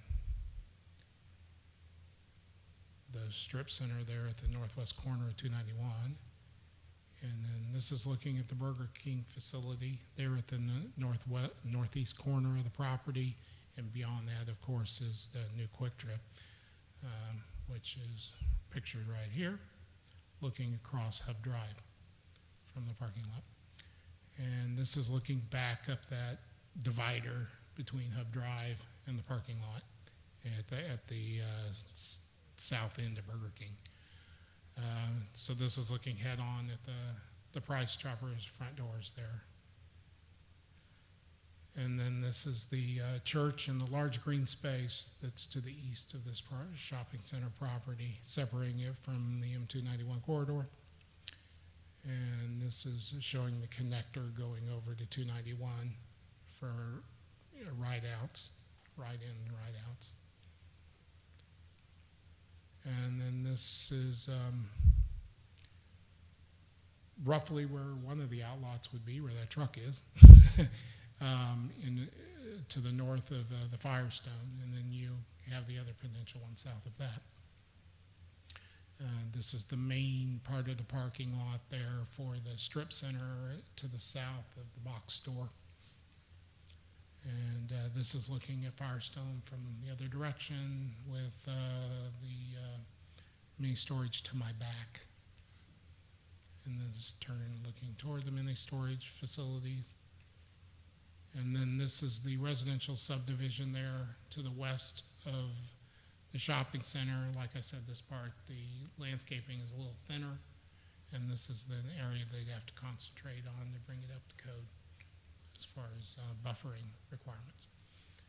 And this is spinning around and looking east at the end of that shopping center there, and shows you how close it is in relation to the mini storage facility that's immediately to the south. Recommendation, staff recommends approval of this final plat with the following conditions. Include a subtitle indicating the existing subdivision and existing lots to be replatted. Replat of Esker's acres, part of lots 1, 2, 3, and 4 in Twin Falls, which is part of lot 46. Number 2, remove the old city clerk's signature from the signature block. Number 3, include address numbers on the plat, and I have those listed out. Number 4, provide cross-access easement for vehicular traffic. And 5, show the MoDOT proposed sidewalk along the south side of the East 23rd Street frontage. And that completes my report. Thank you. Commissioners, any questions before we bring the applicant forward? Madam Chair, Yeah. Brian, could you bring up the rendering picture that you got from that application? Yeah. Let's see, where did I put that? You can bring that. There we go. I was like, yeah. Thank you. I just want to look at that. Okay. The applicant, if you want to come up, please.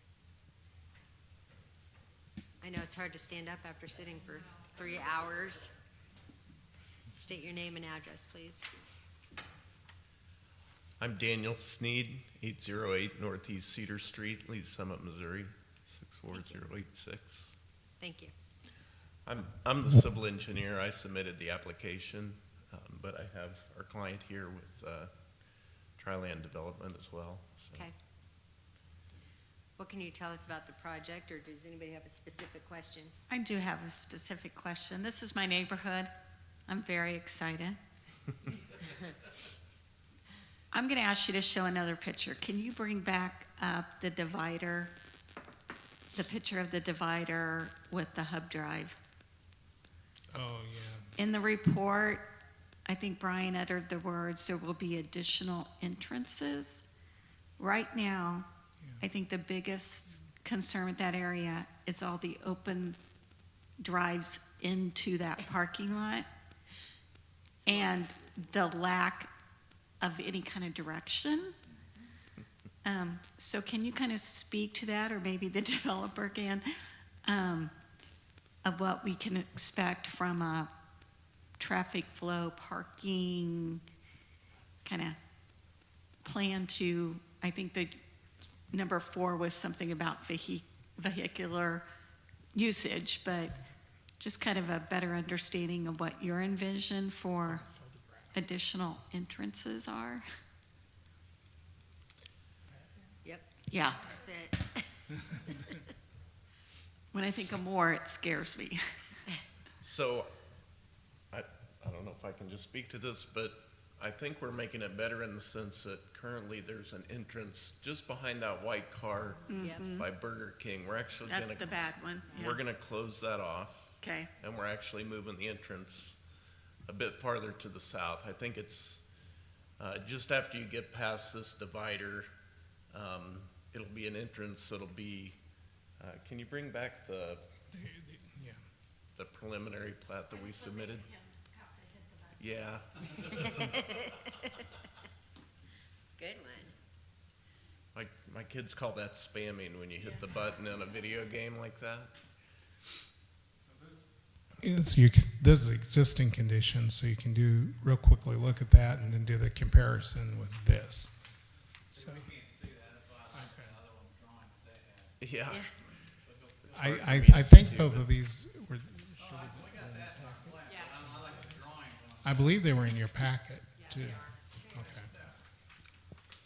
Yeah, we eliminated that entrance that's just to the south of Burger King there. I mean, mainly because it's too close to that intersection.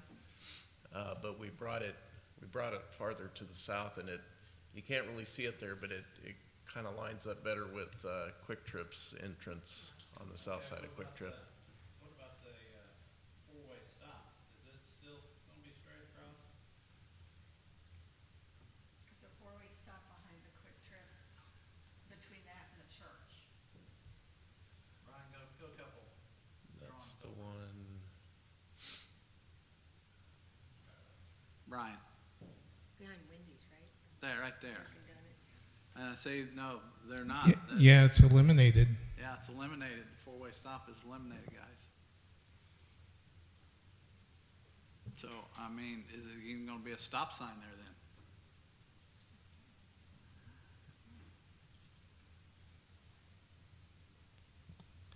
I don't. You know what we're talking about, sir? I do somewhat show your photos. Right. Yeah. Well, now here, just that drawing there, you take the cars going forward, you got Quick Trip, you got the green space there behind Quick Trip. That's that road that goes out to 291. Right across from it right now, you can go into Price Chopper lot. Looks like you guys are doing away with that. Well, I don't know that we're doing away with any stop signs on, like, for instance, that's It's work right that's there. been done. That's it right there. That's the intersection. Yeah, we're not doing away with that stop sign in our plan. That's it. I don't know that it's a four-way stop. It's a four-way stop.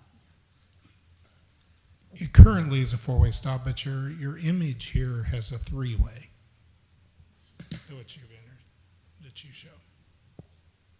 And I wouldn't even see why you have to have a three-way there because basically, I mean, traffic could just flow on through there if you're not gonna make an entrance going straight across. This rendering isn't exactly what our plan is. That's Oh, the okay. problem here.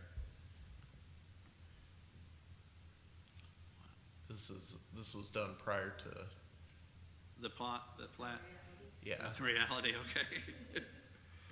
Well, it's still, because your drawing that we got here does not show the other side of the, well, I'll say property line. It just shows your guys' property line.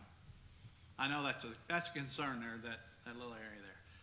I know that's gonna be, because I said something about it when they put the Quick Trip because of that island there, so. Well, the concrete median remains in that area, just to the west of Quick Trip.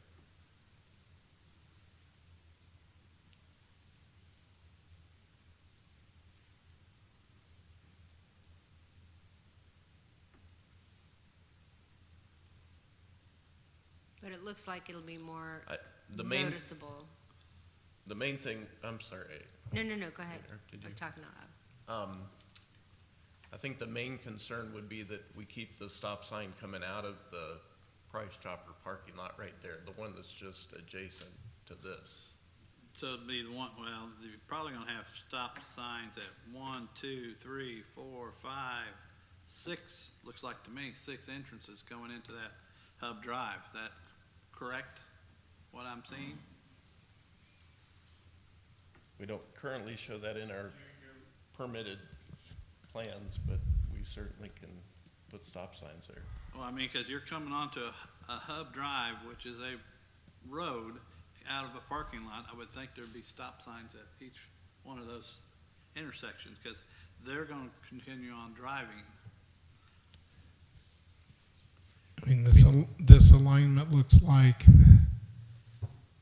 that first one is with the back entrance of Quick Trip and not with the through street to 291. That's correct. That looks like that's closed off. And then they've created a new one just a little bit farther south. And then there's 2 more, 3 more following that. Right, that's what I'm saying. Looks like 6 And they- exits or entrances. And those are the same as they are currently. There's no changes to those entrances into the parking lot. No, there is not any stop signs. No, you're correct. There is no stop signs. There's only No, one stop that's- sign at the 4-way. Right, but I'm saying those entrances, we didn't make any changes to the ones that are currently there. Firestone has an entrance to Hub Drive on either side of the building. Correct. Because they have a one-way drive around their building, in and out there. And then, I would just say it makes sense to put stop signs. Yeah. I think it'll, And, I mean, another question is that gonna be a walking sidewalk, or is that just gonna be a curb?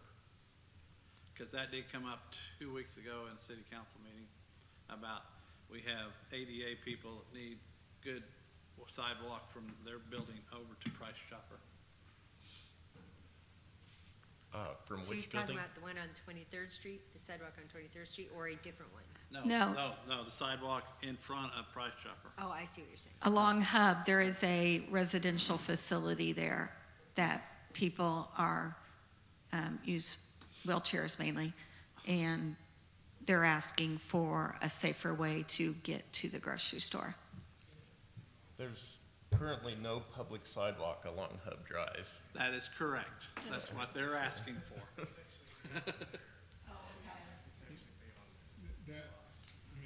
We will take, this is one of the things we will take up with the site plan.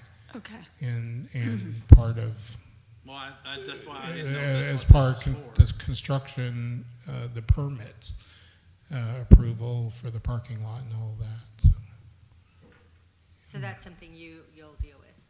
Yes. Okay. Because, I mean, they brought that up at city council meeting, and they said, well, we're gonna be checking into this, so I would say we need to check into it, make sure this is happening. We currently have approval of our permit for the redevelopment of the shopping center.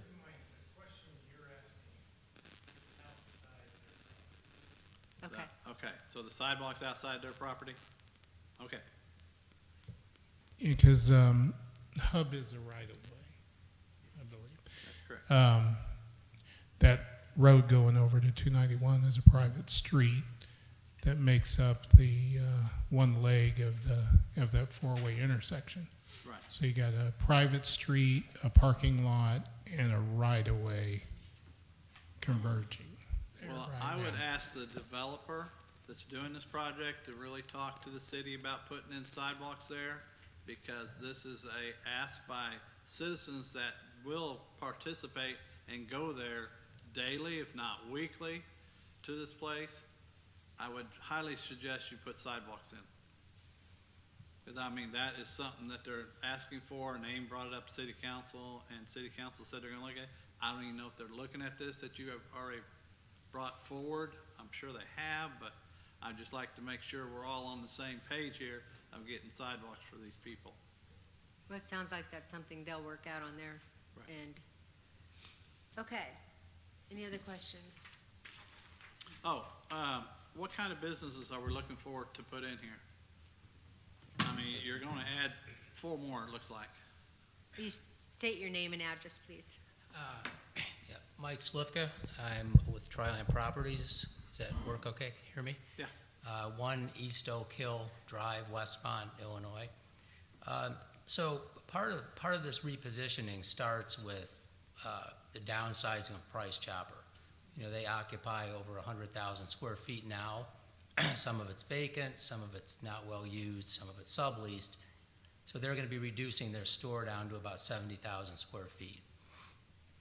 So that will leave us with some additional, hopefully, some additional retail space left over. And then at that point, we would take some of that space, the northern edge of that building, and be able to bring in some additional out parcels. So that's kind of the second phase, the 2 lots that Brian mentioned in the future. We're currently very close to finishing negotiations with Burger King to raise the existing store and rebuild a new store there. As far as other tenants, a wide variety that really no one I can specifically disclose, Okay. at this point. But as was mentioned, we have been working with the city for quite a while now. We did actually get the building permit today. So we plan to start construction in about 2 weeks. Are you going, all right, is this gonna be done in phases, or are you gonna do it all at one time? I mean, this is my neighborhood, it looks like hers, so No, it will be phases, but they'll be to some extent driven by the market. Okay. So we'll do all of the existing building. We'll start with the facade, sidewalks, roofs, glass, signage, all that, from the south end up to the north end of Price Chopper. We'll also do all of the parking lot work associated with that, the curbed islands, the landscaping, the repaving. As far as the outlot parcels themselves, those will be in a future phase, and they'll be determined as tenants come along. as tenants come along, right? Okay, that's why I was just curious you plan on, because I mean, Burger King probably wouldn't want to be shut down for a while, that's why I didn't know how you planned on raising it and building it back up. I mean, they build pretty quick, but. Yeah, and that would most likely be a ground lease. They would do all of their own work. Okay. So they would handle that transition. Okay. That's just a question I was asking. Thank you. Did I tell you I'm excited? Thank you. And congrats on your building permit. Thank you. We're excited as well. Yeah, I might add, the work on the west side of the building will be done as part of phase 1 as well, correct? That's right, yeah. New trash enclosures, on the backside. extra buffer between the residential lots there as well. So. Yeah, that would be really nice. Well, thank you. Is there anyone here who would like to speak for this case? Is there anyone here who would like to speak against this case? Hearing none, I'm going to close the public portion unless we have more questions of the developer and the engineer. I'm going to close the public portion, and I would entertain any more discussion or a motion. Madam Chair? Yes. I'd like to make a motion on case 23-320-03 for the final plat, a request from Daniel Sneed for the final plat at 16611 through 16659 and 16675 East 23rd Street South. I second. Staff recommendations. With staff recommendations, yes. And we're ready for a vote. For a vote. Commissioner Ferguson. Yes. Commissioner Nesbitt. Yes. Commissioner H. Wiley. Yes. Commissioner L. Wiley. Yes. And Chairman McLean. Yes, with her exuberance. I appreciate the investment, and I think it's going to look so much better. And I think anything you do, I think repositioning Burger King will help identify that strange thing. When I first moved here, I went the wrong way. So I learned quick, but thank you. Congratulations. Okay. We will be... I nominate Chairman McLean to remain Chairman McLean. I was going to say we're going to hold, are we holding off until, like we have our new commissioners? Yeah, we should. Yes. I make a motion that we hold off making elections until we get our members. Is there a second? I second. Call for a vote. We approve.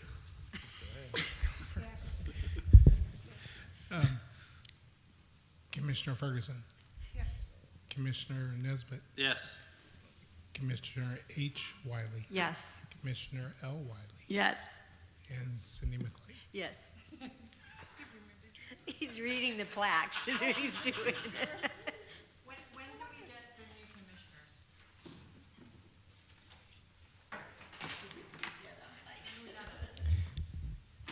I can't be for certain, but I believe we'll get at least one, possibly by December, our next meeting.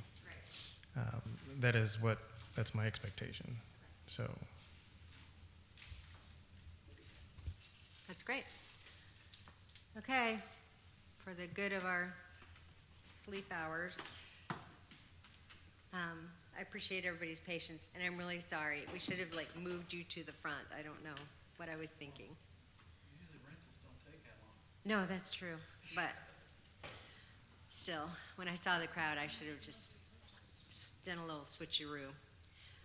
This meeting is adjourned at 9:12.